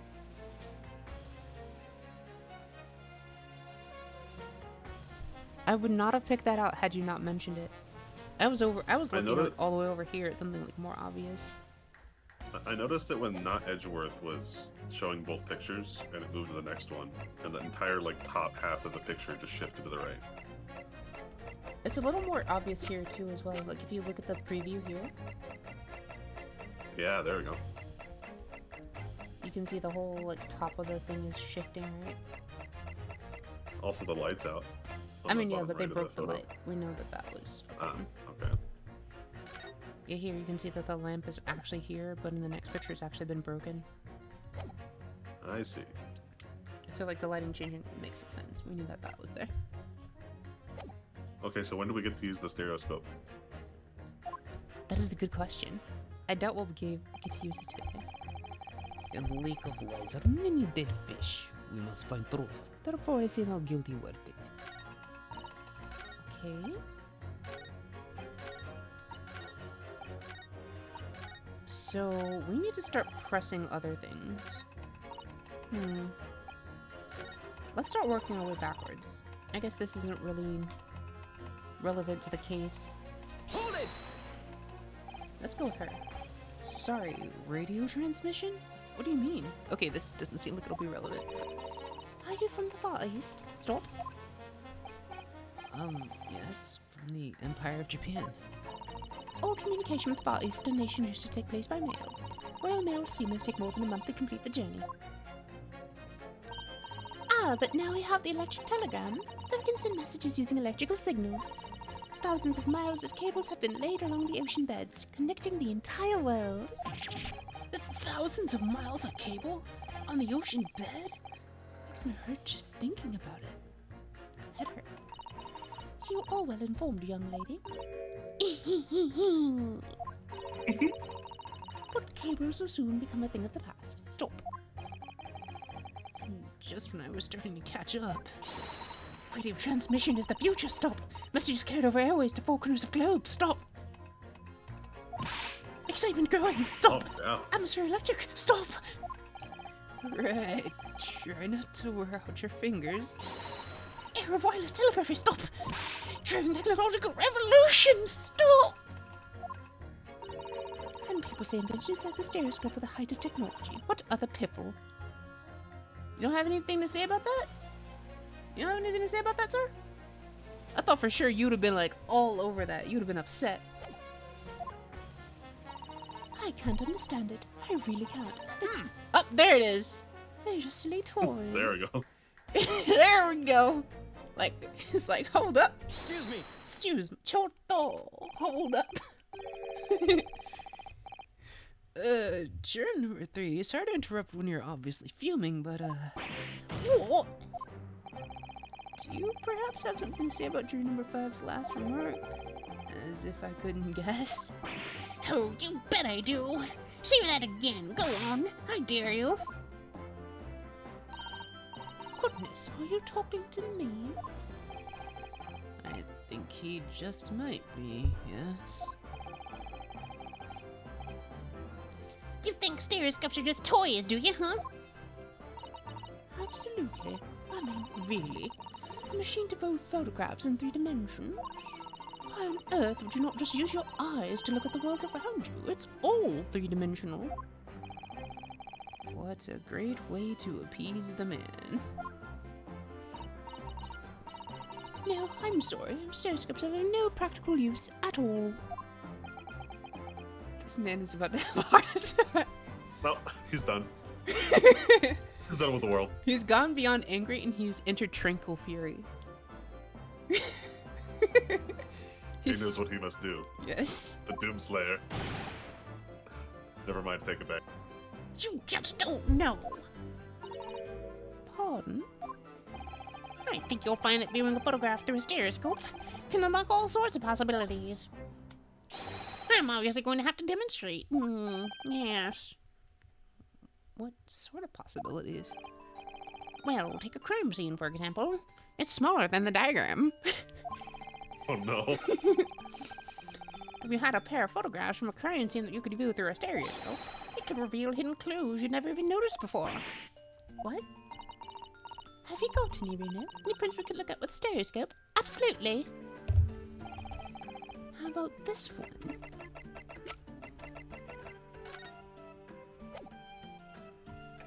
Take this. Take that!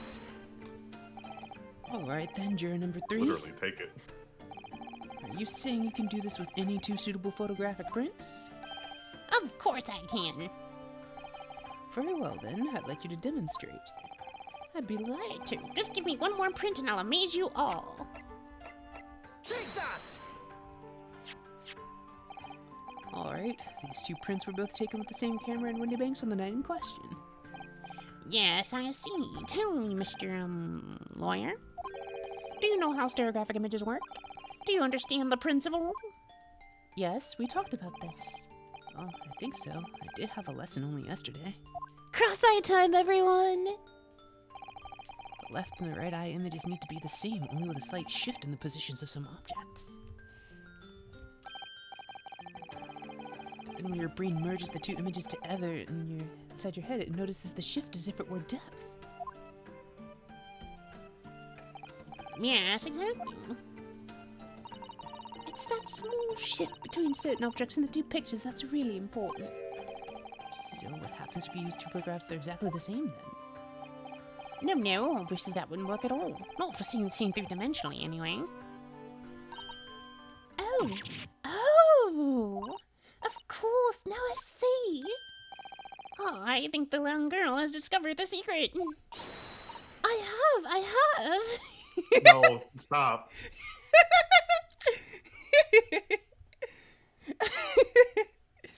Iris's cross-eyed face is adorable. I love it. Can you uncross your eyes before you tell me? Have another look at these 2 pictures from Hurley's camera, Runa. Go on, go on. Can you see that there's a really obvious difference between them? Of course there is. There are 2 people in the first and no people in the second. Well, yes, you can see that straight away. But now, try looking at the pictures in 3 dimensions. Okay, I'm gonna... Give me a sec. This is hard for me to do, but...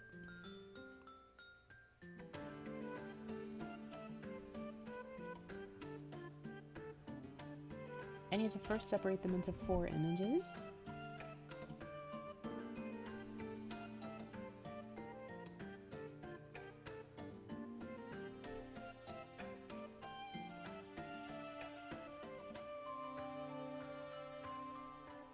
Going cross-eyed. This one's harder to do it with. Like, the picture in the middle is making it a little... Like, the fact that Gina only exists in one side is making it a lot harder. Anyone else got it yet?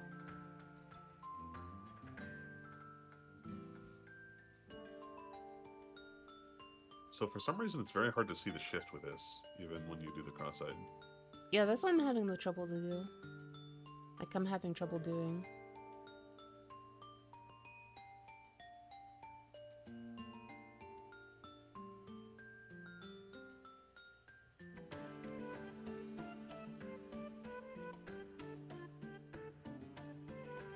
I'm having a lot of trouble getting it to work with this one. Like, I can get it to split, but like, I can't get it to Oh, hold up.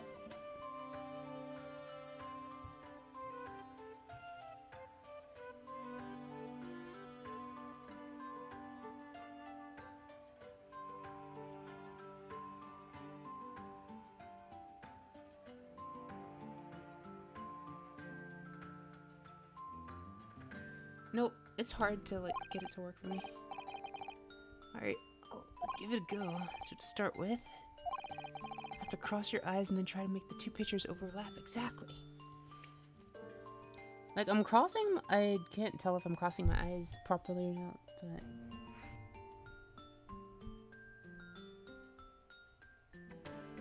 Like, I've gotten them to... So I've gotten them to... I find that trying to look at a specific point, like the balance scale, is what I was using Yeah, to align myself. I look at the like divide between the two pictures.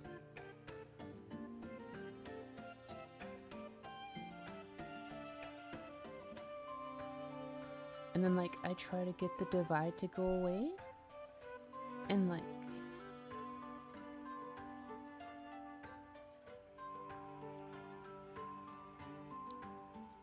The way I imagine it is I just take a part of the picture that stands out, like that scale, and I try to drag it over with one of my eyes, usually from right to left. I see it.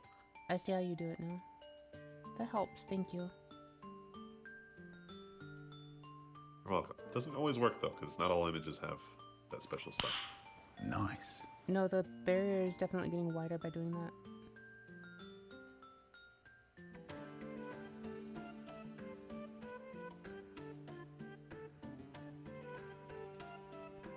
Hold on, I lost it. Okay. Split them into 3 and then fuse them in the middles.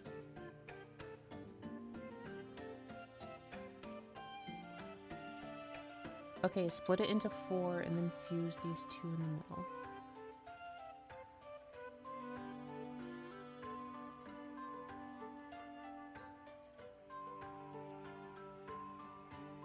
I see 4. That's the trick that I need. Like, once I get them into 4, is like moving the 2 together.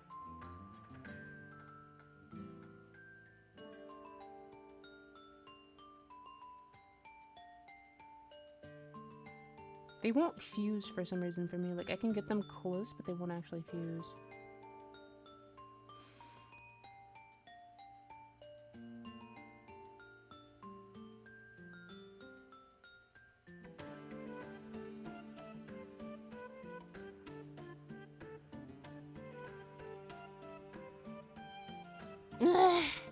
I'm not getting it. I can get them to like perfectly overlap. It's way harder than the last time we did this for some reason.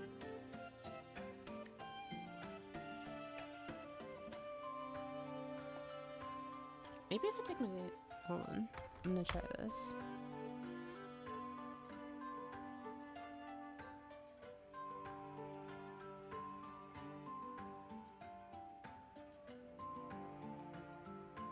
Almost. Come on.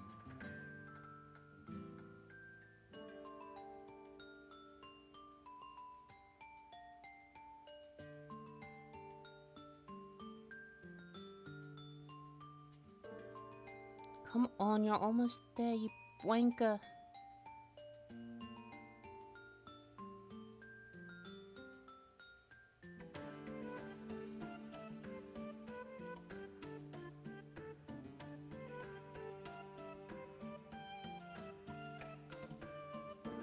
I'm almost there. Come on. It's so hard.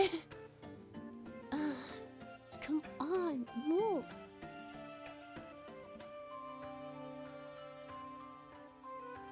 Almost. Come on.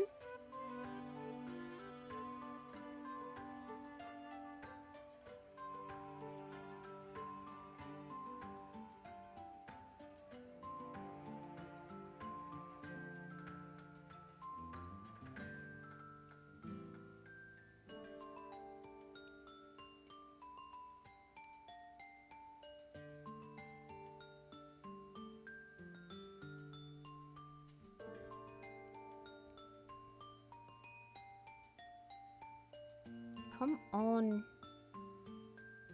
They're almost fused into one picture in the middle. Lou? I'm so close.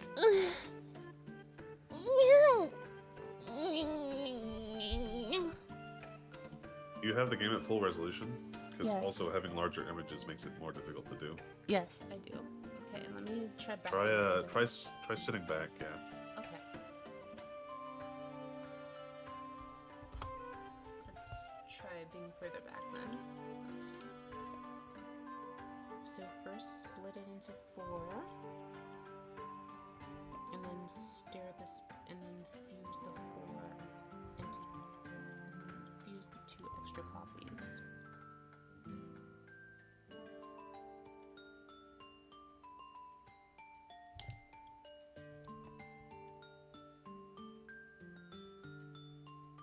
Getting further away seems to have made it harder. No. Interesting. Come on. A little more. Get closer. I lost it.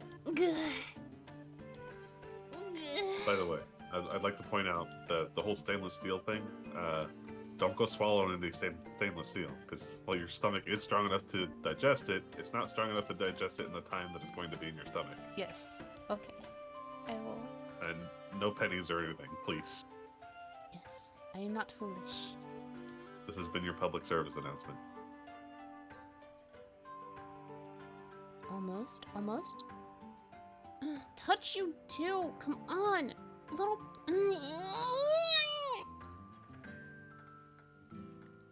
You have no idea how much it bothers me that I can't get it quite right. But looking at the scale is helping since it's the same in both images, and that's like the area that actually needs to overlap.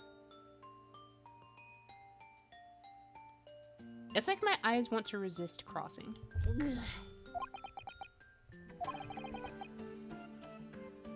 They're looking at the quill pen. Alright, let's try it with the quill pen. Yeah, that's pretty easy too.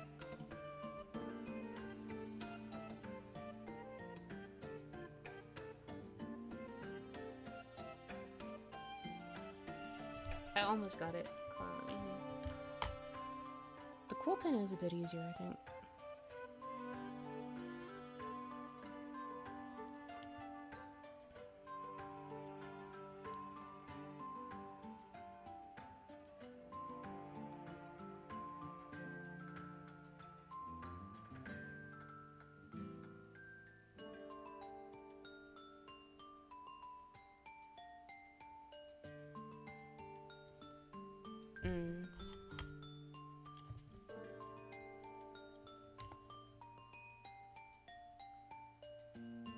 I can't get this one. Yeah, get your little bro to join us, Indra.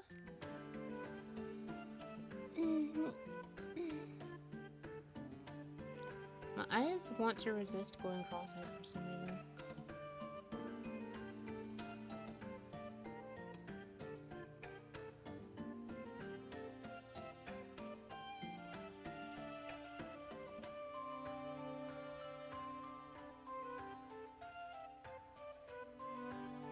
Wait, where's the fourth copy?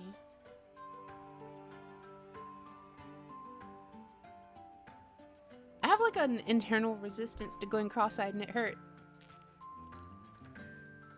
Like, I don't know, like I can disassociate my sight so that I can see the two objects. Like actually fusing them, I can get them relatively close, and then like I feel my eyes starting to cross and then they won't finish crossing.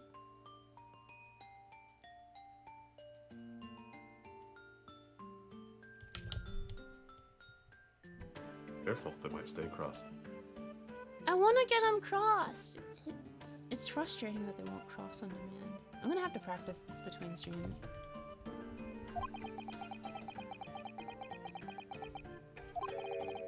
Wait.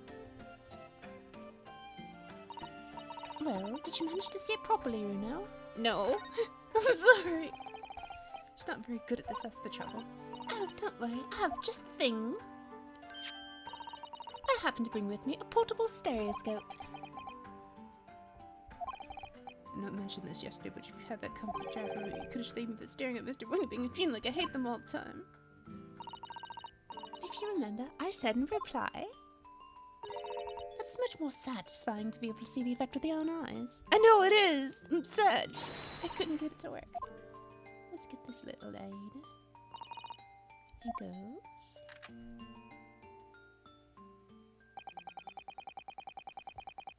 Okay, well, that's just cheating.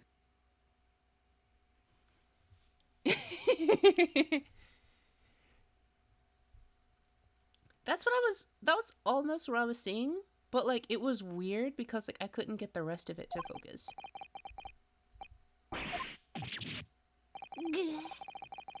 What's going on with these two pictures? Some of the things in the counter sort of jump out at you. Oh god, no. Yes, yes, yes, that's it, you see. That's the other amazing power of stereoscopes. Other amazing power?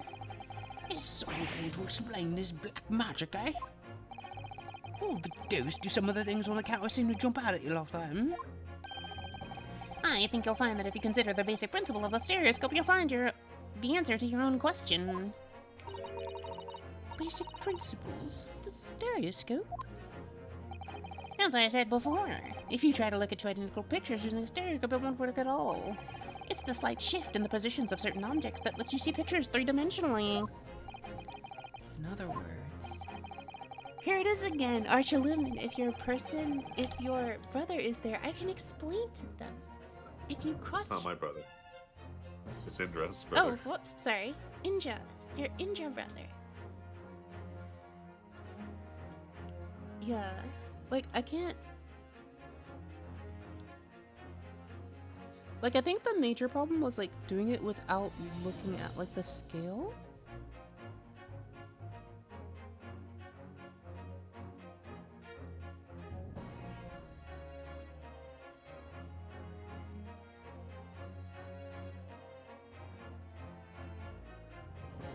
I think I have it.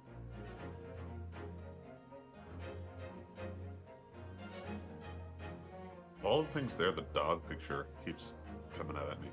It's not even the one that moves. The dog picture does move too.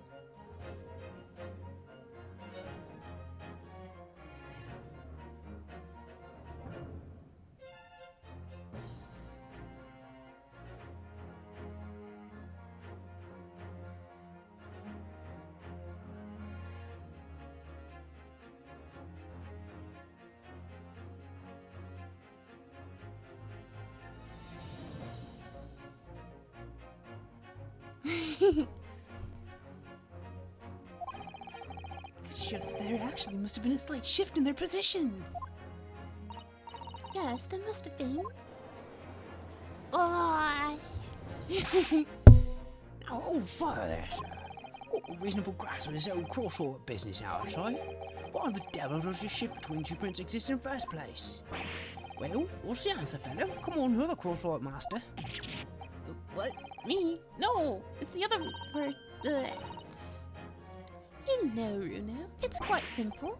It is. Just think it through step by step.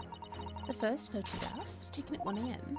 Then 30 minutes later, the second photograph was taken, but the position on some of the items of the counter appears to have shifted slightly in the interim. So that means... That means that sometime in the half-hour interval, someone must have tampered with the things on the counter. Sokas! Someone tampered! New information, stop. Not mentioned in testimony so far, stop. Yes. I've had to go around in circles a little here, it seems, but I'm starting to see what I should be aiming at in the summation examination. Ladies and gentlemen, the question now is clear. We know the items on the countertop were moved, but by whom? Are you suggesting you might know? Of course. I can tell you right now who is responsible for the almost imperceptible shift of the items on the counter. Oh, great. I think it's the tall guy because the short guy... It can't be the short guy because he's too short to reach it.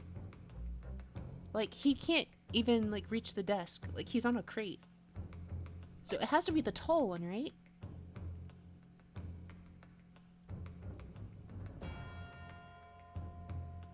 Maybe. He's too tiny. He's small. He comes up to like your knee.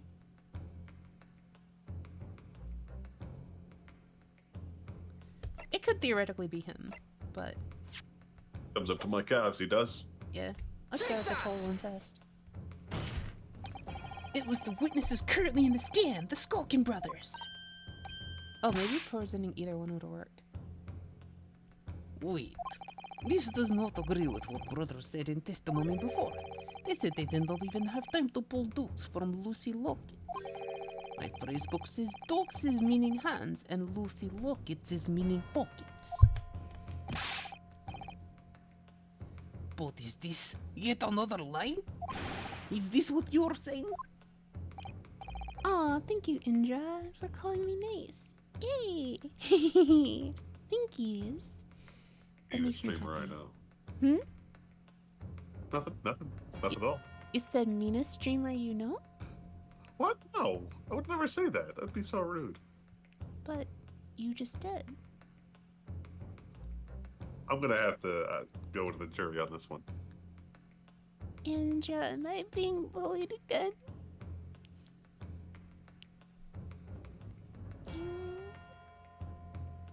I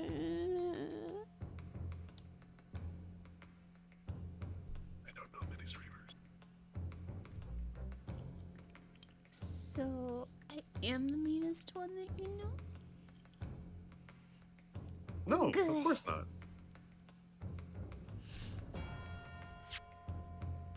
Gah. Yes, I'm afraid so. Now, hold on there a minute. You can't be sure of that. I quite agree. The accused is a common pick purse after all. It's perfectly possible that she went through the things on the desk to see what she might steal. I think that's unlikely. And what exactly? As you can see from this photographic print, the defendant was pointing a gun at the victim. It would seem, as my learned friend indicated, that she was coercing Mr. Windybang to open the storeroom door. In other words, Miss Lestrade's interest lay within the storeroom, not in the main shop, giving her no reason to touch anything on the counter. All of which points to one thing: the Skulkin brothers have omitted key facts in their testimony. But the accused is a pick purse, common gutted trash. Why look any further for the wrongdoing here? What do you mean you're uncertain, Ninja? And don't deep it though? Yeah, don't look deep into it. Oh. Okay. Okay, I'm sorry. I believe didn't. you. I didn't mean to say that you were mean. Okay, I believe you. Common But gutted Indra, on the other trash. hand, wow, not being certain. Whew. Why ain't you look any further for the wrongdoer here? Because the Skulkin brothers are thieves, madam. No better, in fact worse than a pick purse. I believe that these brother victims were looking for something on the victim's counter that night. These three brothers, rather. Oh. Ladies and gentlemen of the jury, if you would condemn the defendant on the grounds that she's a pickpocket, would it not at least be right and proper to thoroughly scrutinize testimony given against her by two thieves? Well said. I, for one, would like to hear more from that shady pair.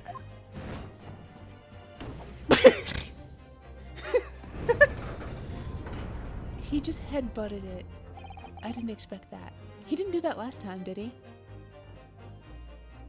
No, I don't think so. Can you all see now? I think you'll find stereoscopes are playthings, showing the extraordinary potential firsthand. The scales of justice are even. We need one more.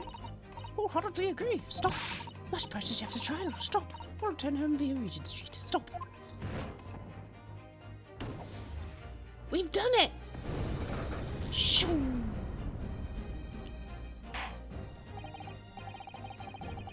I love this music. I like dancing to it. I'm wiggling back and forth in my chair.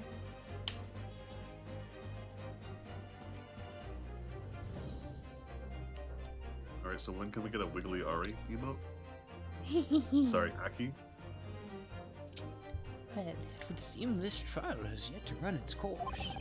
The ladies and gentlemen of the jury have declared their inclinations via the mighty scales of justice. I hereby call this summation examination to conclusion with the balance altered in the defendant's favor. 2 lean to guilty, 4 lean to not guilty. Accordingly, the jury is without consensus, and I order this trial to continue. Yay! Well done. Oh, by the way, you what, mate? You should hold on to this, Rena. You never know when it might come in useful. Twice in one trial would be unusual, surely. But, alright. The stereoscope has been entered into the court record. Lord Van Zeeks, you will instruct the witnesses that the court demands additional testimony from them. I'm sure it won't spoil the bouquet to do so, my lord.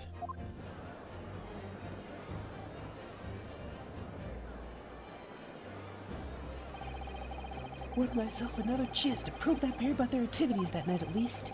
And I won't stop probing them until I've proven that Gina's innocent.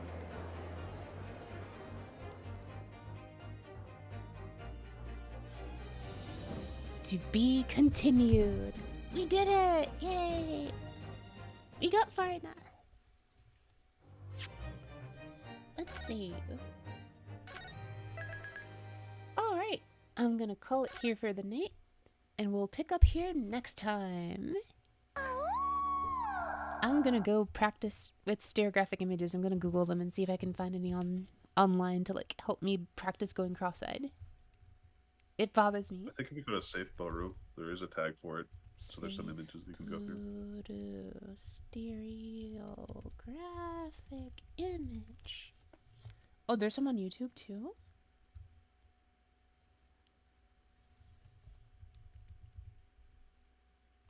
Stereoscopy. I found it. There are 16 images to practice with.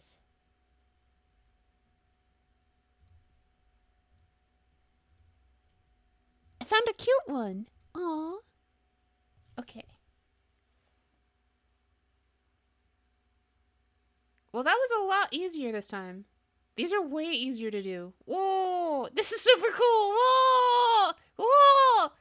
かっこいいんじゃない? Whoa! She has a shadow! Whoa! Cool! Whoa! Whoa! This is so cool! These are way easier to work with. Uh-huh.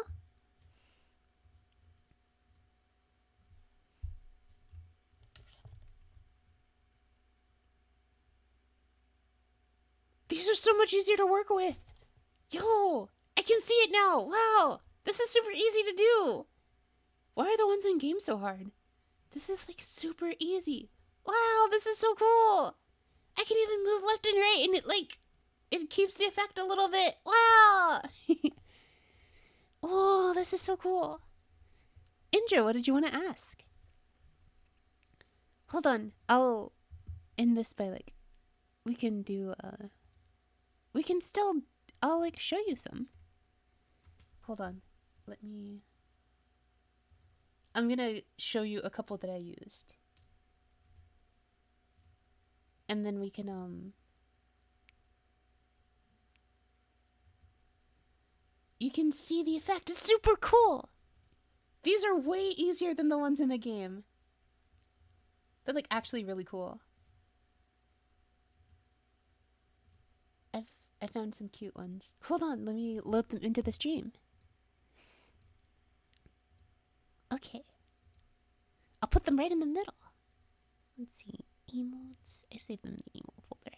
So here's the first one. Give me a sec to make it bigger. Here's the first one. Can you do it?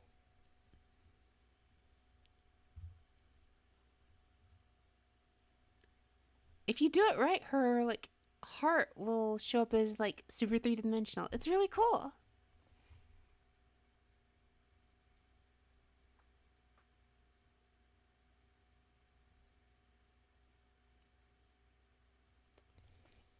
Did you get it? My eyes. Do your best.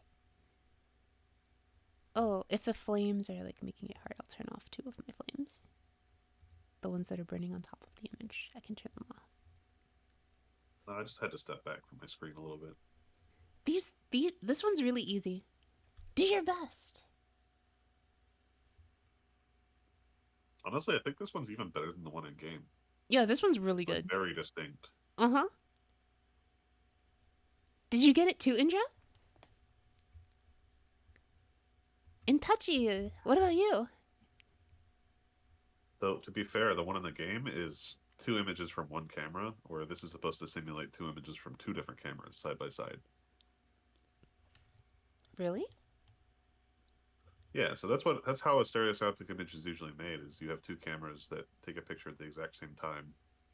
and they're right next to each other. Oh, I thought it would be like the same camera and just taking the same picture like at a slightly different shift. You could, but it's a lot harder. Here's another 'cause one. not only, Wait, why did it do the weird thing? Let's undo that. Oh, I know what I did wrong. Okay. Here's another one.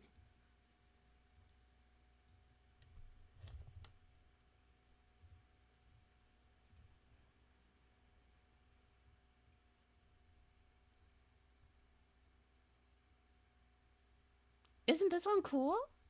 It's like she's pointing right at you.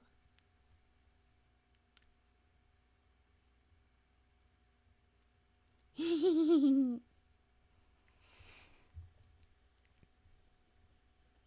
you get this one?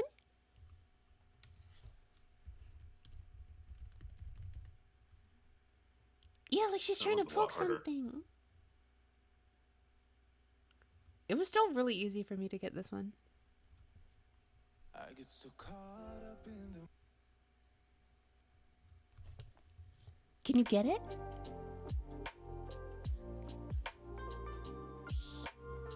Happy should move the Discord plugin to the background. Which one? The one that shows my awesome hand-drawn art. that I Oh, made. that's cool. I didn't know that you made that. Congrats. Good job. You don't have to know. It's not that impressive. I will. I'll try that as well. I'll move you over here for now. Boop. And then here's the last one for now. I got 3 for us to do together.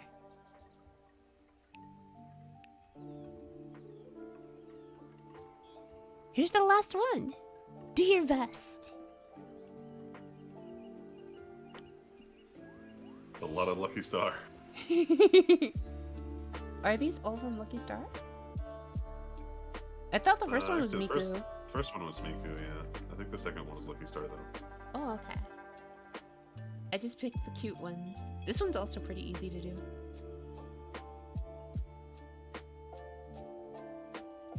Isn't this cool?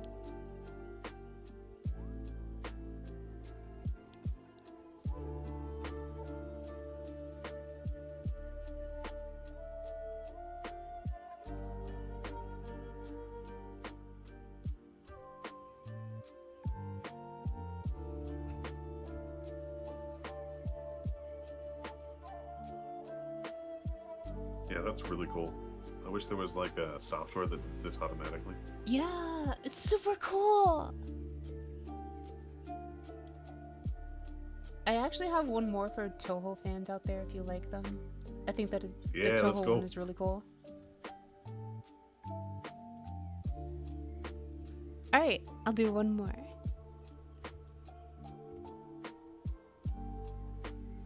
Oh, this one's huge. Give me a sec to make it small enough to fit Jeez. on the screen.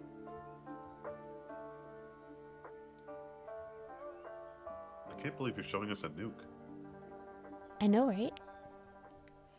Oku's best nuke.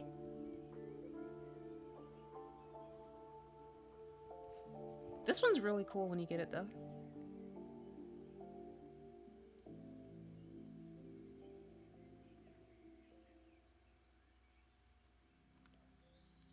The clouds are so far away.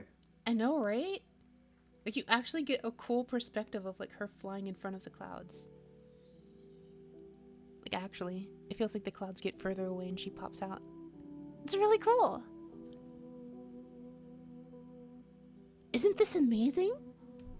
The only time I see this character, though, is I just think of Nuclear Fusion. Such a good song. Dun, dun, dun, dun, dun, dun, dun, dun, dun, dun, dun, dun, dun, dun, dun, dun, dun. I too enjoy Nuclear Fusion. I actually used to like sub main Utsuho in Hiso Tensoku.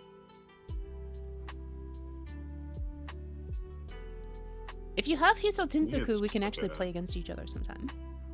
I I don't have that game. I've actually never heard of the game. Okay, in that case, is anyone else here a Toho fan? Hiso Tensoku is a fighting game.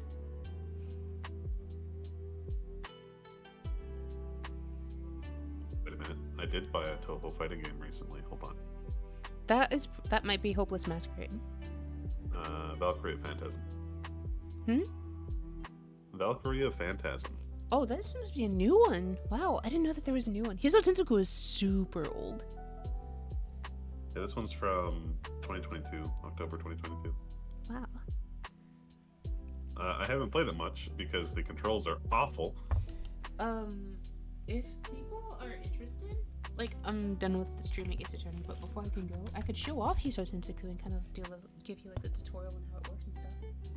Would you be Yeah, I'd interested? like to see it. Anyone else on stream interested? If not, I'll stop stream here, but otherwise... Okay, let me just stop stream here so it'll be easier for me to edit later. But I'll immediately just start it back up. After, like, wait for like a couple minutes and then I'll start it back up. Okay, I'll be right back.